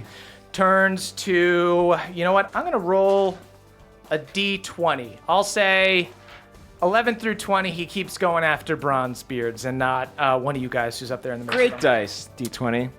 3. He goes after hard one. You know, I technically haven't hit you yet. Wait, but you have protection from flame. I do have protection from fire. Okay. First attack on you. That is a 26 to hit. Misses. 21 bludgeoning damage. 10 more fire damage. So you only take 5. So 5 so more of that. 26 total. Okay. So 26 total. And then an extra 4 piercing damage. So 30 total. Yes. So he takes a second shield attack. And he misses. He rolls a 3. Thank God. Yeah. What are you at? 68. Okay. Oh, I guess you're learning that in your castle, huh, man? Haha. Rust laughs at Protection you. from energy doesn't really do shit. Rust, I was afraid of you my whole life, but now I feel kind of sad for you. Why, man? It's mostly your large gums. Yeah? Yeah. Dude, I'm gonna save the world, man. When Jaina gets the King's Hammer, the Bronzebeards are gonna be fucking set, man. It's just you have a beard and then gum and then teeth. You'd think that the mustache would cover the gum. I'm just so Does confused Jaina about your want mouth. the King's Hammer? Jaina doesn't know that she wants it, but so she doesn't want to get married. But if she comes to Frostwind and if Gemma's not there anymore, then Jaina is gonna have to get married. And if Jaina is the warrior in the relationship, she'll get the hammer. So she's gonna get the hammer, and that's really good for the Bronzebeards. Okay, that's really interesting information, but can we just shine a little light on the warrior in the relationship? That's kind of cool. Yeah, I don't know a lot Relationship about- Yeah, my dynamics. dad, Willem's super woke. Well, you're Really good. your uncle. My dad, man. Well, not really. Yeah. No, No, yeah. not It at just all. makes me re-examine every relationship I've been in and being like, was I the warrior? Yeah, you were always the warrior. Oh my god, thank you so much. It's all about y'all. Thank dynamics. you. What the fuck are y'all talking about? Yes, he's talking about just bleeding. It's just everywhere. Takes another crack. She misses on both her hammer attacks. And Oscar does hit on a bite for just a little bit of damage, just for 8. Was Toma the one that was bleeding along the trail? Yes. Okay, just confirming. That is Bev's turn. Yeah, I'm gonna keep working at these anti-knights, these Sweet. anti-paladins. I don't like your look. Why? The no eyes. It's a bad look. fault. You should wear glasses or something like that.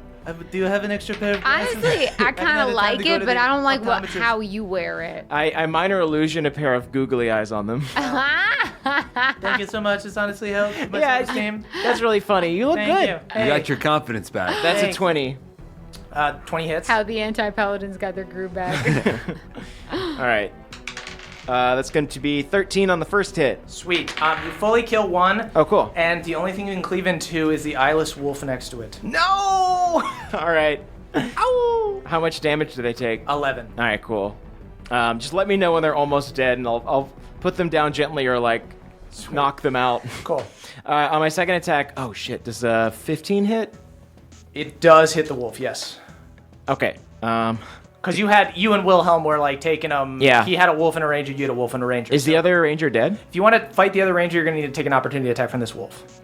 It's a devil wolf. All right, I'll kill the devil wolf. Sweet. I'll send it to the farm upstate. Go ahead and make an attack. 15, is that it? Yep. All right, cool. Put it into foster care. All right, that's going to be 14. 14 damage. Cool. Hurts him. Is it still alive? Yes. I'm not going to use a divine smite on this. You can't. Okay, cool. That's my turn. Sweet. That's Moonshine's turn. All right.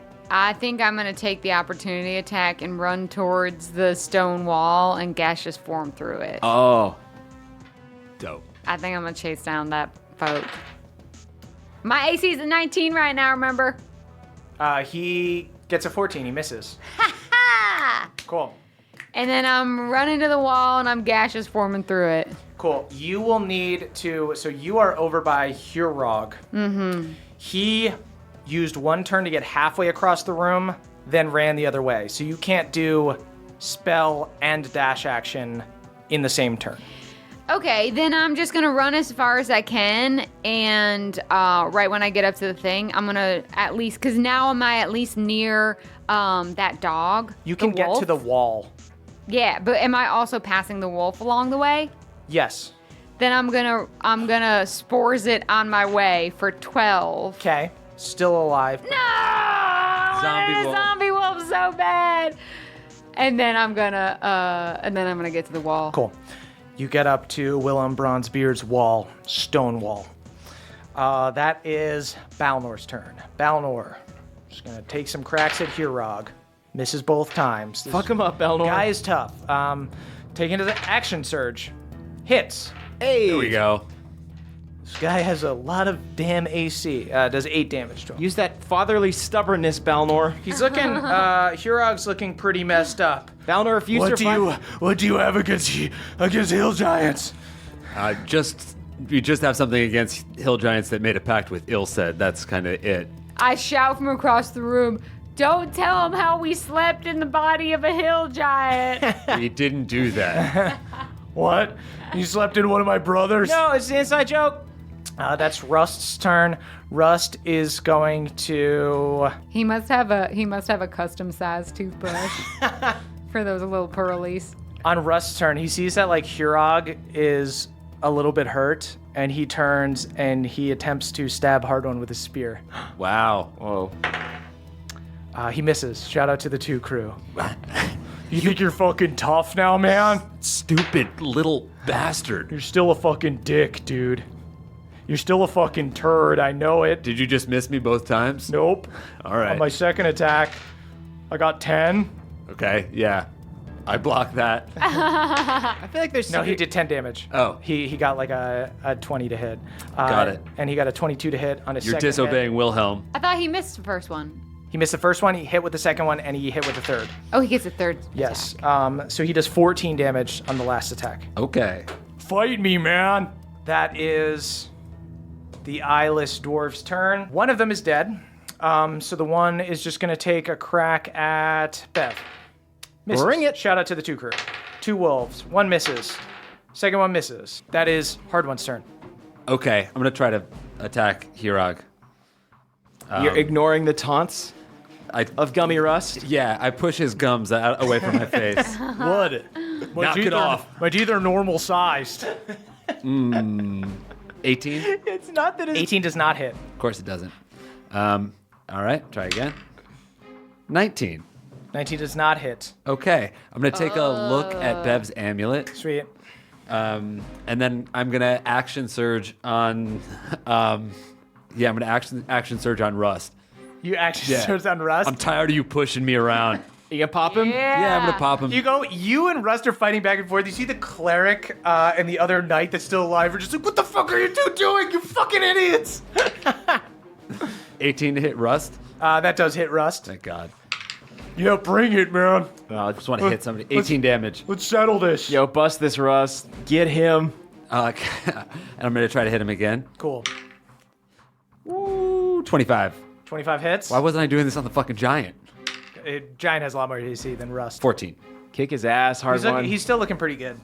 Yeah, I just wanted to let him know I could fight too. You know? Yeah. The cleric is just Keep like, him in line. What the fuck are both of you doing? We're gonna die. He started it. I don't care who started me. Both of you. Both of you.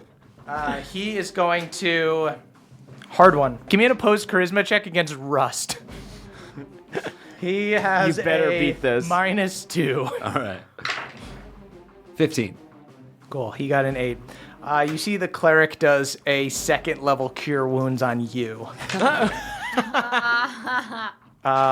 Heals you up for 15. Damn, 15 dope. HP.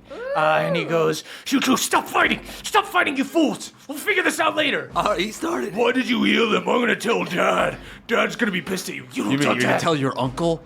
No, it's not my uncle. I thumb my nose at him. Fuck you. He slaps at you. He slaps at you. That is the other knight's turn. The other knight takes 2 cracks at... Oh, he crits. 16 damage to Hurog. Not insignificant at all. Not a bit. Hurog ain't looking great.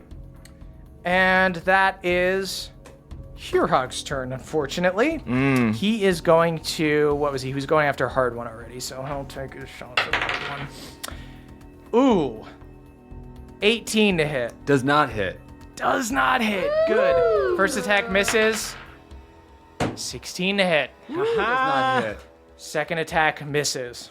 All right, so I'm dancing around, You see- sticking my tongue out at Where's some- Rust. Hard one. You see as Hurog is swinging at you, you see the look on his face, just this look of pure determination, and you see it flashes between like, I will free my people, and like flashes of like, I will destroy all living things. Just like this tense 2-track mind, as it were, I suppose. Oh shit, he's goleming. And that is... Become Smeagol. Is he binary? That is Toma's turn. Toma takes 2 attacks and hits once. Does 12 damage to Hurog. Hurog's looking real fucked up. Oscar misses his attack. That's Bev's turn. All right. We got one hollow knight pretty left. hurt. One pretty hurt wolf. One full health wolf. One full health dwarf. All right. I'm going for the other dwarf, keeping these guys off of your case. You go for Hurog. I'm sending them all up to a big, nice farm where they can play together. Yeah. I'm sending up to Moradin's trailer park. Yeah. Oh, maybe not that time. That's 14? Wait, no. 14 to hit. Wait, what is 8 plus He's 6? a dog. 8 plus 6 is 14. Yeah. No, he attacked the dwarf. Does not hit the dwarf. Blocks it all with right. his shield. Yes. Let me do one more. Okay. Oh, all right, that'll hit. Ooh. That's 22. 22 hits. It's gonna be 12 damage, Okay. and I would like to Divine Smite. Sweet. And you know what? Why the fuck not? I'm gonna do a 2nd level on this one. Yeah. I'm getting tired. Show Good. off. I'm getting tired of these guys. care. Whatever, man. Do you want to go? already dead. I would love to go to heaven. Yeah, That would we're be gonna play wonderful. touch football. Oh, Yes. you ain't going to heaven. Me? What did I do wrong? Well, do dwarves believe in heaven? I figured you go in Mount. I believe in becoming part of Moradin's Forge. Yeah, we That like is heaven to me. We'll just dip you into a big hot vat of molten holy lava. That'd be wonderful. All right, cool. Thank you so that's- much. So that's gonna be 48, I guess. So that's 7 for the first one. Shit. 5 for the second one, so 12. Okay. Plus 6, so 18. Plus another 6, so 24. He's quite hurt. All right, great. That's my turn. That is Moonshine's turn. Well, first off, am I within range to, is there anyone within range that I can just do a quick. You have enough room that you can run back a little bit towards Bev, spore somebody, run back in gaseous form if you just want to get through the wall. Oh, there's a hurt wolf, dude. Yeah. Okay. You want to go spores the wolf? Yeah. Cool. Wolf is still alive. No! Why won't you give me any zombies? All right, and then I run to the wall and I gaseous form through. What do I see? You gaseous form through. Empty tunnel. There looks to be another cave down the way. You do not see Wilhelm Bronzebeard in here. That is Balnor's turn. Balnor is going to take some swings at Hurog. Take some chops. Misses both times. That is Rust's turn. Rust is staring at him. Rust is going to hold the reaction to see what Hard One does. Smart. Yeah. You piece of shit. I want to see what the You're fuck a you coward. do. Yeah, I don't want to look down. You Coward. gonna flinch, man? You gonna flinch? He like flexes his shoulders at you. That is the eyeless dwarves and wolf's turn. We'll take a crack at Bev. Guy hits on his first attack for 11 damage. Hits on his second attack for 12 damage. And then the one wolf is going to hit for 12 damage. And then, Bev, I am going to need you to make a strength saving throw. Aha. That is going to be a 21. Sweet. Okay, the wolf, goes to pull you down to, knock you prone, and you push it off you. That is Hard One's turn. Cool. I hip check Rust out of my way, fucking jerk. And I swing at Hurog. Okay. Finally, nat 20. There it is. Does that hit? Yes. You asshole. Certainly hits. Great. 29. Hard One. Finish him. No. Oh, no. I didn't know if I wanted to. But you can choose how you want to do this. Yeah, wait. You Bring just him knock down. him out if you want. You do I whatever think you we want. could exercise him. Hurog, you have a noble cause, but you made a bad deal. This is me, I guess, wrestling him, holding my axe to his throat, trying to get him to submit. Okay. So I'm going to say that with a nat 20, he's this big fucking dude. So you, crack him with, the end of your axe, almost using it like a bow. And you do a ton of damage. You, break his nose. He's super fucked up. He starts to fall back, and you go, and you, start to pin him down. Oh, you know what? Maybe can I sort of do a leg lock around his neck? So I'm strangling. I can't get my arms around his neck, but my legs are just big enough. Oh, Just fucking that's tap. so good. And you're just looking down and trying to give him a pep talk. Yeah, whispering in his ear. He's refusing to tap. I talked to your dad. He made me a fucking daiquiri. This isn't what he wanted. I'm gonna say with a nat 20, I'll let that also be your persuasion check. So Hard One, you break his nose with the side of the axe. You see he's already greatly injured. He's been fighting all of these guys. He's hurt so many dudes. He fought earlier today. You assume he was in the battle at the base of the mountain. As he begins to fall back, you jump on him. You get him in a triangle choke. You're trying to choke him out with your legs, and you're begging him I know your dad. I know you're not like this. And you see he's got this insane face of fury, and you see the thick veins and arteries underneath his skin pumping. This dude is just sick. He's got some kind of insane curse. But when you mention his dad, you see for a brief second, his eyes go from red to brown, and he goes, "My dad's alive?" Your dad's a fucking bartender, baby. A bartender where? Smuggler's Bounty. I don't know where that is. Whatever. I needed the power. I needed the power to help my people. You had a noble cause. I needed the power. You made a bad deal. I needed the power. You can still have a different power. Suddenly, Rust stabs him in the back of the neck. You fucking bully. And you see Hurog's eyes just still. And he's just dead. We could have saved him. We got him, man. Tag team. You've always been a dick, Rust. He's a fucking bad guy, man. He's a giant. Giants are bad guys, idiot. The world is not that black and white. It is. You think I'm a bad guy because I'm a bastard? Yeah, you're bad, man. That is the cleric's turn. See, the cleric is just I don't know what just happened there. and he runs over and he's just going to take a crack at these eyeless guys. He hits the wolf. He just does a little 8 damage. That is the single knight who is still alive, who goes like, "You guys seem like you have some things to work out. Good job taking them out, gang." We're not a gang. We're not a team. You too. No. Tag we're not. team. We're not a tag Good job. team. I'm part of the tag team a little bit. No. Yeah, we did it, guys. He runs over, and he is gonna hit the wolf. Wolf is on death's door. That is Hurok's turn. Hurok is dead. Oh no.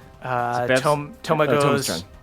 She rushes over, and she says, "To put my brother and sister to rest, join Muradin's forge." She attacks, cracks the wolf, sends it to the afterlife. Big old farm. A big hot farm. Big hot farm. No, big cold farm. We're cold. I just realized if I had been able to turn one of those wolves into a zombie, could I even have? Because it was already undead. I might have allowed it with some fuckery. You see, she hits the. I got mushroom eyes. What is there? There's another wolf and there's another guy. She hits another dude. She hits the guy for another 10 damage. Oscar misses. That is Bev's turn. Okay. Toma, let's send them. Let's let them swim forever in the lava of the forge as one big orange goop. Have you read our holy books? I got a 20. The orange goop. That hits. A nat 20? Nat 20. Dope. Yeah. Yeah, if you want to smite, that's double damage as well. Oh, yes. Sweet. I want to end them. I want to do a Moradin Pelor team up. Dope. All right. You do Marvel vs. Capcom Yes. with Toma on the Ranger. Oh, shit. Do we like team up when we do like a double dance? Yes. Yeah. 23, 27. Shit. 27. You fully kill this dwarf. It's just the wolf left. Okay.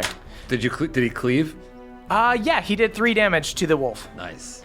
Toma, you have a affinity for these wolves, and you know where they desire to go in the afterlife. Please send him. On my next turn, I will. That's Moonshine's turn. Wait, that was my first attack. Oh, I go have for a another second attack. Yeah. I give you permission to do it. Thank They you. want to die. These are let my brothers and sisters rest. All right, that's going to be a 26. 26 hits. 11 damage. 11 damage. Sweet. Cool. That is Moonshine's turn. Okay. I would like to cast locate object on like Wilhelm's shield or whatever Like hammer? like something that I saw on him. Okay. Last turn, Wilhelm took a dash action. Clearly. Yeah. And you cannot see him, but you can assume he's in the cavern that you can see down the way. So it lasts for 10 minutes, this locate object, so I can kind of use it to trail him for up to 10 minutes. A homing beacon. Is that right? It says duration, up to 10 minutes. Okay. Okay, so I'm just booking it for him. Okay. It's Balnor's turn. Balnor rushes up and joins Bev. Kind of doesn't know what else to do. I guess if you want to kill a dog, you can. This is a bad dog. It's a bad dog. Confirmed demon dog. Yeah, I know. It's still a puppy, though. It's rough. It's not a puppy. It's a wolf.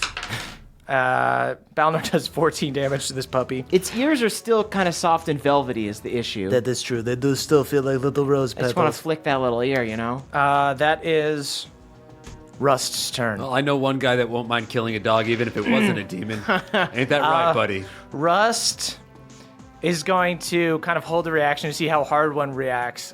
He kind of gets up in your face. He goes, "What? Are you friends with giants, man? You fucking friends with giants, dude?" You know, all I know is that I'm not friends with you, Rust. Yeah? You're Yeah. damn right you're not friends with me. I headbutt him. He attacks you. Oh, no. He'll take his attacks. He hits Right, why wouldn't he? 13 damage on the first hit. Second attack misses. Third attack, 19 a hit. 19 hits. Okay. 12 damage. Cool. That is the eyeless, just the wolf left. Wolf goes after Bev. Okay, so the wolf hits for 10. That is back around a hard one. I'm going to try to finish off the wolf. Okay. I shoulder bump Rust as I walk Rust away. is going to get an opportunity attack as you run away. Jesus Christ. Fine. He hits. I'm gonna see if this cleric will heal me afterwards. That is 11 damage. Oh my Okay. god, he's so weak. I crit on the wolf. Dope. Can I cleave through the wolf Why and do hit you always Rust? crit on No, animals? Rust is far away. I crit on animals. Hard one, sure fit. Hard one, just finish the wolf. The wolf is pretty hurt, and yeah, you've killed it. Finish Okay. it. I Respectfully, please, Toma says. sweet. I use my throwing axe and I do like a really, really quick, kind of like kosher kill. Yeah, Right, I'm just Right on the thinking that. vein. Yeah, nick the vein. Ned Stark style. Yeah. Just like pet it and do the knife. This is how you kill something with honor. Yeah. And I make eye contact with Rust. What? It's a fucking bad dog. You just kill it. It lived a good life. So you guys are out of combat. Cool. It is Am I out of Are we? combat? Rust keeps on sort attacking of. me. Yeah, you guys are in sort of a tense situation. Moonshine is in the other room. You guys have this wall up. You guys are trapped in this cave. It is you guys, Toma, the cleric, a knight, and Rust. And Moonshine's in the other room chasing Wilhelm. And Rust goes, What are you guys doing? Dad said to do what we need to do, and we know that Hard One killed Gemma because he hates our family and he wants to ruin us, so what we have to do is get Hard One. You don't know butt, dude. You don't know You don't know butt. shit. I didn't kill Gemma. You don't know butt, man. You don't know butt. Don't don't know copy butt. me. Shut up. You shut up. Fuck you. Frick you, man. Flashbacks to the dwarfenage. I kick his shin. You see, Toma goes, I do not trust anything you Redbeards have to say. You had us lead you to the mountains, escort you to Mount Forge, then, as soon as Dragon shows up, Oh, fuck. you fly away. Huh? Dragon, you say? Dude, come again? And that's where we'll end our episode. Wait. Huh. Okay. Unlikely alliances. That changes shit. Did not expect a dragon. Does cast some new light on what the fuck was going on. Yeah. Yeah. Well, Yeah, let's fret about it on the short rest. Yeah. Okay. Save the frets for the short rest. Yep. Frets on the rets. Frets on the rest. Felt so good to. We'll talk about this on the short rest, but Rust getting to be such a dumb bastard and just kill Hirag even after he got to turn. Oh yeah. Such a shithead. I hate move. Russ so much, and he's dwindled my health quite a bit. We need to have a master class with Murph on designing shitheads. The problem is that he's not strong. Right. He sounds dumb. So Him you like think stabbing you in he's the a back. wiener. Yeah. No, he's strong. Yeah, that was cool. I liked the way the dynamics of that kind of Mexican standoff situation was really fun. Yeah. We'll talk about it more on the short rest. Yes, we will. Let's please. Yeah, thank you guys so much for listening. You can head on over to patreon.com/nadpod to hear us talk more about this episode. Oh yeah. Very eventful. And we got a bunch of stuff to plug. Guys, watch Hot Date on Netflix, me and Emily's sketch show. You can also buy our book. It's called Hey You Up, How to Turn Your Booty Call into Your Emergency Contact. Get it on Amazon or Audible. And you can watch us on Fantasy High on College Humor's Dropout streaming service. It's a D&D play show. You guys also have things on Dropout? We very much do. We have Cartoon Hell, which is a show I do with Jonathan Tinkle himself, Nathan Yaffe.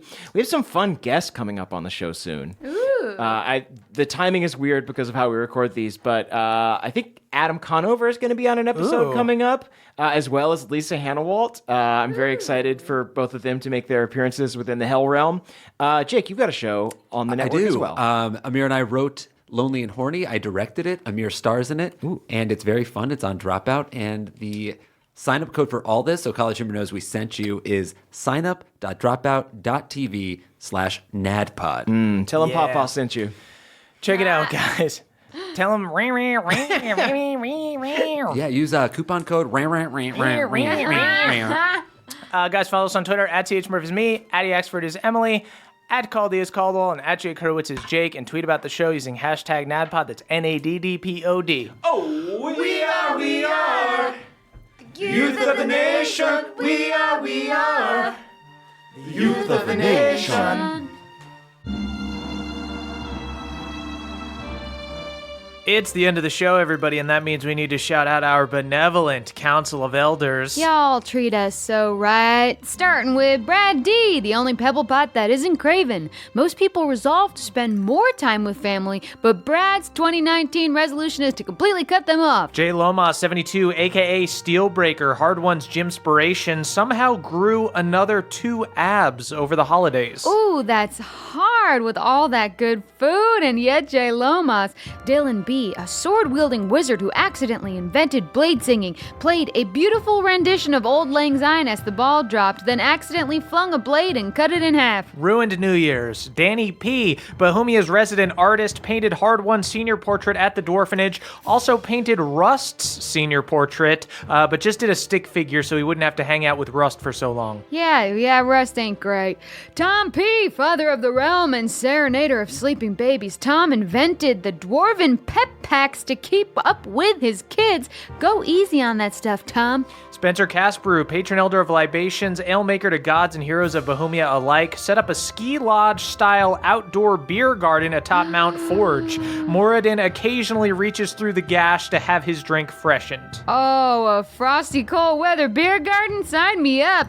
And of course, Griffin SD, aka The Stranger, the Silver Dragonborn Eldritch Knight, and ex-owner of the Badger's Pint Inn and Tavern. Griffin's new gym, the Silver Hypothesis, is killing it in the new year, destroying the Badger's orange fitness. Here's hoping the Silver Hypothesis members stick with their New Year's resolutions. Beardman Dan, the longest beard in all of Bohemia, stretches so far it reaches the Fey Wild, once tripping Bev's dad into an enchanted flower bed. What a nice landing. Scott D., a goat man with a healthy sex life, likes to get down like 2 or 3 times a week, just keeps up a good pace. That's healthy. Aaron C., the homeless man that was used by the Band of Boobs to distract the Chosen back in Galateron. After burning down the food truck, he was arrested by the Chosen but later escaped through the drill car hole and is currently tracking the Band of Boobs. Oh no, I hope that ain't true. Hermes W., the Bat King. Fun fact, the New Year's bats don't watch the ball drop because they can't see it. So Hermes sends out a sonic signal at midnight that makes them all shit themselves. Oh, interesting. Yeah. RJW, a dwarfen who made it out of the Dwarfenage and got a great job as a dwarven engineer, building mine carts that are fueled purely by his love of iron ore. Spartus, a dwarven warrior who bullied Rust as a kid, kicking off a horrible cycle of abuse and toxic dwarven masculinity throughout the Dwarfenage. Terrifying. Adam R., the R-rated assassin, the arch enemy of Radam A., the G-rated assassin. Whoa. The aw shucks to Adam's aw fuck. Here's hoping Adam kills that fucking nerd this year. Hell yeah, let's keep it R-rated in 2019. Cassandra MHP, AKA Cassandra Max HP. Cassandra has so much HP, she actually took a long rest in the deep snow of the frigid north and didn't even notice when the Band of Boobs plummeted on top of her. Danielle, the dastardly dame. Danielle is so dastardly that she spotted Rust while he killed Hurog, straight up assisted him on his lunge so he didn't pull a rotator cuff. So kind. Hugh C., aka Haldor Frostbach, MVP of the Giant Wars, crewed on the SS Stormborn and fought alongside Elias and Red. Used to spit off the airship as a goof until the velocity killed a halfling. The memory haunts him to this day. Manny the Mundane, accidental deity who got in the way of a lich's spell to reach divinity. When you go to pay a parking meter and realize it's free on the weekend, that's Manny spotting you $2. Ooh, or if there's like 15 minutes left and you're just running in for something. Thank you, Manny. Daniel Yu, aka Multa for the many-faced magician. Unfortunately, also the many-stomached magician. Multifor has to eat enough meals for each of his faces, and it's getting expensive. Jordan DJ, legendary DJ of the realm. Jordan is so fearless, so avant-garde, they waited until 12:01 to let the beat drop. Such a tease, like edging, right? Jeffrey S., Lord of the Fjord, born of the sword, and up to his jorts and chores. Jeffrey S. is starting the new year with a to-do list, people. Cutter W., a high elf dandy turned crick barkitect. Cutter's 2019 intention is to finally launch the first stump ship. Cutter's got the design all ready to go. It's just the engine and atmospheric pressure part that's tripping them up. Stumps in the sky, my friends. Lex Sketch, aka the escape artist, When the band of boobs doesn't know is that Lex had actually jumped out of the cave seconds before them, but deftly dodged their falling bodies at the last second. John S., a.k.a. Schubert the Mushroom. Schubert's New Year's was great. They tried LSD for the first time, which is great because they haven't been able to do hallucinogenic mushrooms due to that being cannibalism. Yeah, right, for real. Ryan M., a.k.a. Hard One's Ram. Quick update on Ryan. Ryan was chased down by gnolls only to stop, stand on their two hind hooves, and deliver a passionate speech in defense of their right to live. The gnolls were so overcome with emotions, they declared Ryan Poet Laureate of the Gnoll Folk, and now Ryan has a book deal. Elena C. Elena spent New Year's in the Feywild, which was a total rager, but since time is ephemeral and ever-changing there, Elena won't show up again until April. You know, get a late start on the year, why not? Andrew M. went home to the crick for Christmas break and immediately turned into their teenage self. The parents thought they were just enjoying a lazy break, but actually Andrew was cursed by a witch he didn't tip. Michael McD, head mixologist at the Blue Mana Inn. The Blue Mana actually overbooked themselves for New Year's Eve after offering all-you-can-eat tapas, and their Yelp page is absolutely abysmal. You promise so much if you don't deliver it, you know. Victor T. Balnor's boy, whose loving dad was ripped from his family and transported to another world. Victor T. sadly had to celebrate Holy Sylvester, the night of food, frolics, and good times without his dear papa. Sadly, Victor had to eat his lentil soup, Wiener Würstchen, and Newburger fondue without the company of his loving father. Henry A., the intelligent ape. Henry was an ape who a druid awakened only to discover the ape was already awakened. They just didn't speak Common. They were fluent in Orcish, Elvish, Dwarvish, and Mandarin. They just hadn't gotten around to Common. Justin I. wears an eye patch on their good eye. It's really badass, and their empty scarred over socket is super intimidating, except their darts game has really suffered. Clayton M., a claymation Dalmatian. We don't talk about it much, but since Clayton is made out of clay, Clayton can look however they want. They just choose Dalmatian every morning. Now that's love. The Professional, the only lawyer to ever beat Papa on litigation. This is the Professional's busiest time of year, as New Year's Eve results in many lawsuits down at the crick. They really like fireworks. Jacob C., owner and proprietor of the Charred Bard, the beloved barbecue franchise in which the spiciness of the sauce ranges from meek to wee, and all the waiters are looking for commercial representation. Elena M., a legendary cricket player. That's crick quidditch, where you roll around in the mud with a broom and try to swoop possum turds into tree holes. Elena got a full ride to Crick U off their crick Quidditch finesse. Gone Off has gone off the radar. No one has seen Gone Off since they shouted, "I'm gonna live forever," and ran naked into the icy waters at Frostwind's annual polar bear plunge. You know, pray to whatever god you believe in, I think, for Gone Off.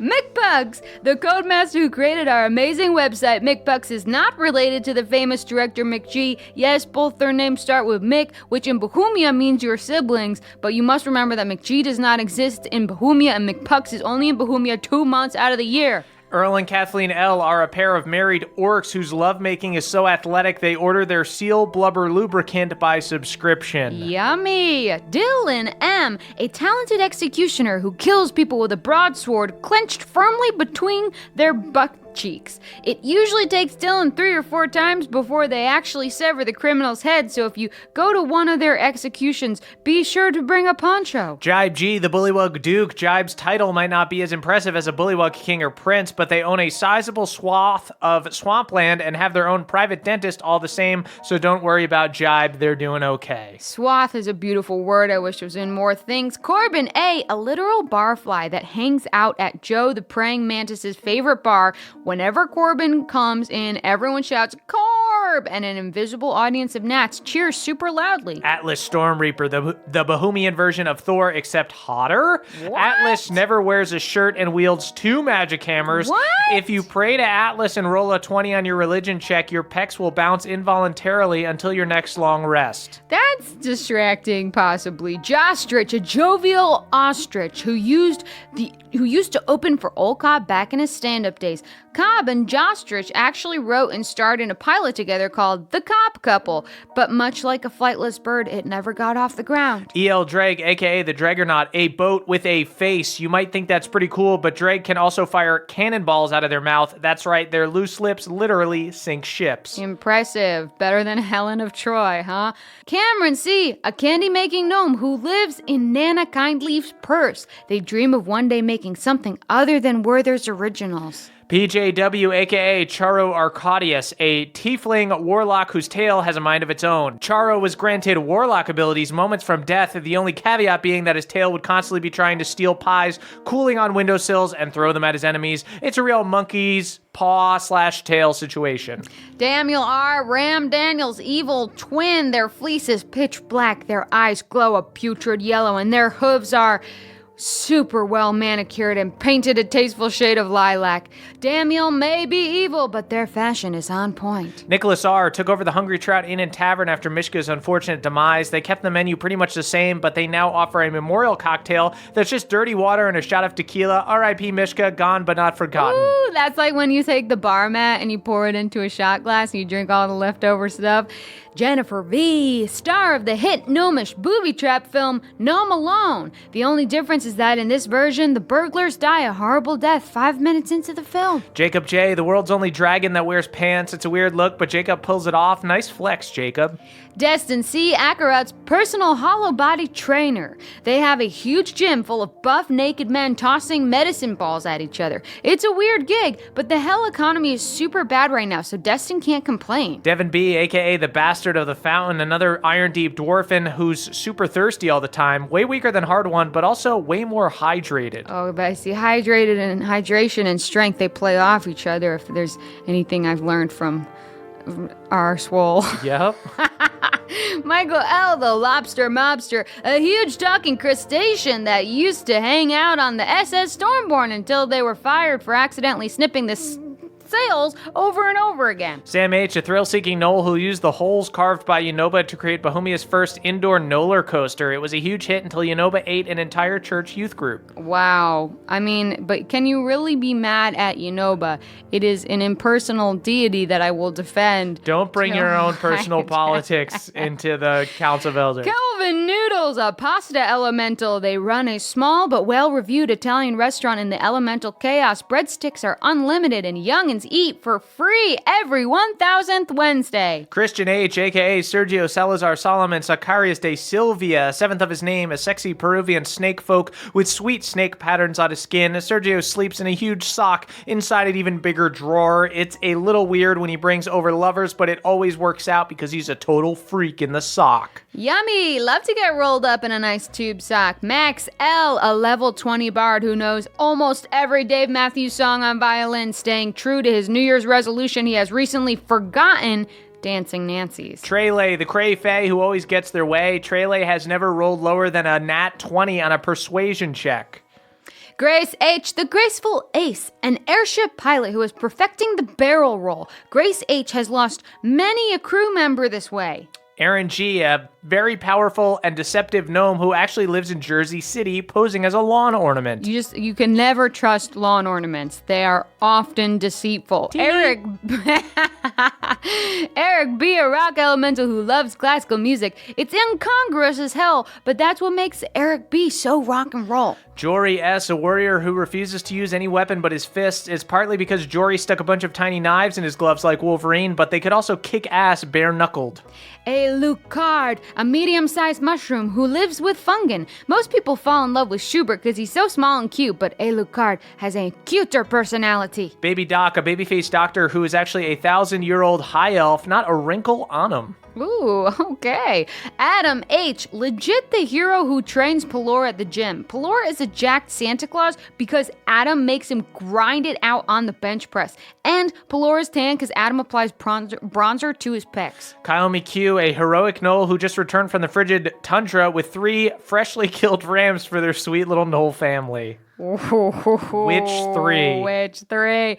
Colin G., an iron dwarf who is on their way to becoming a real boy. Colin G. experienced empathy this morning when they gave a friendly dwarf a parking ticket. Tomorrow, Colin will pet his iron dog and try very hard to experience camaraderie. Ryan, Hard One's ram, who just barely outran Kyle McHugh. Though all Ryan's friends were murdered, Ryan has made it to the mountains and they are safe from harm and on their way to be reunited with their ram family. Long live Ryan.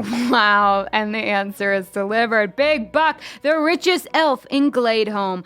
Even though you'd expect Big Buck to be stuck up, they're actually very down to earth. Big Buck lives in the only stump in all of Gladeholm. Richard F. shot out of a cannon in the late 1880s and killed when they landed in the mouth of a hungry lion. A benevolent god reincarnated Richard as a crick bullywug. Richard lives a happy life as a bullywug and has never been kicked. Taylor S., a.k.a. Trask, the 20th level bard who only casts prismatic spells because he loves putting colors everywhere. Recently did a stint touring with the Bohemian play Pelor and the Technicolor Dreamcoat. John W.G., a tiefling warrior who lives in a giant fancy cat tower. It's 100 feet high and made entirely of carpet. Troy McSee, a most thoughtful knight. Troy is a member of Jaina's party and is riding with her on the SS Stormborn.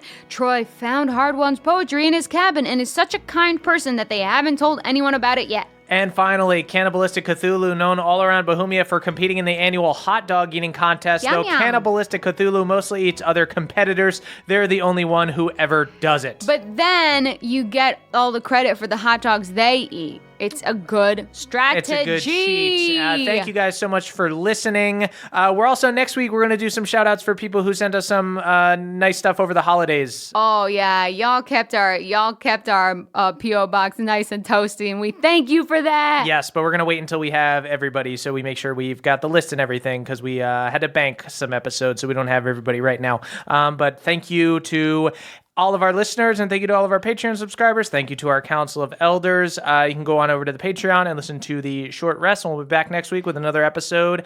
Thanks, everybody. We love you, and we look forward to spending 2019 with you. That was a HeadGum podcast.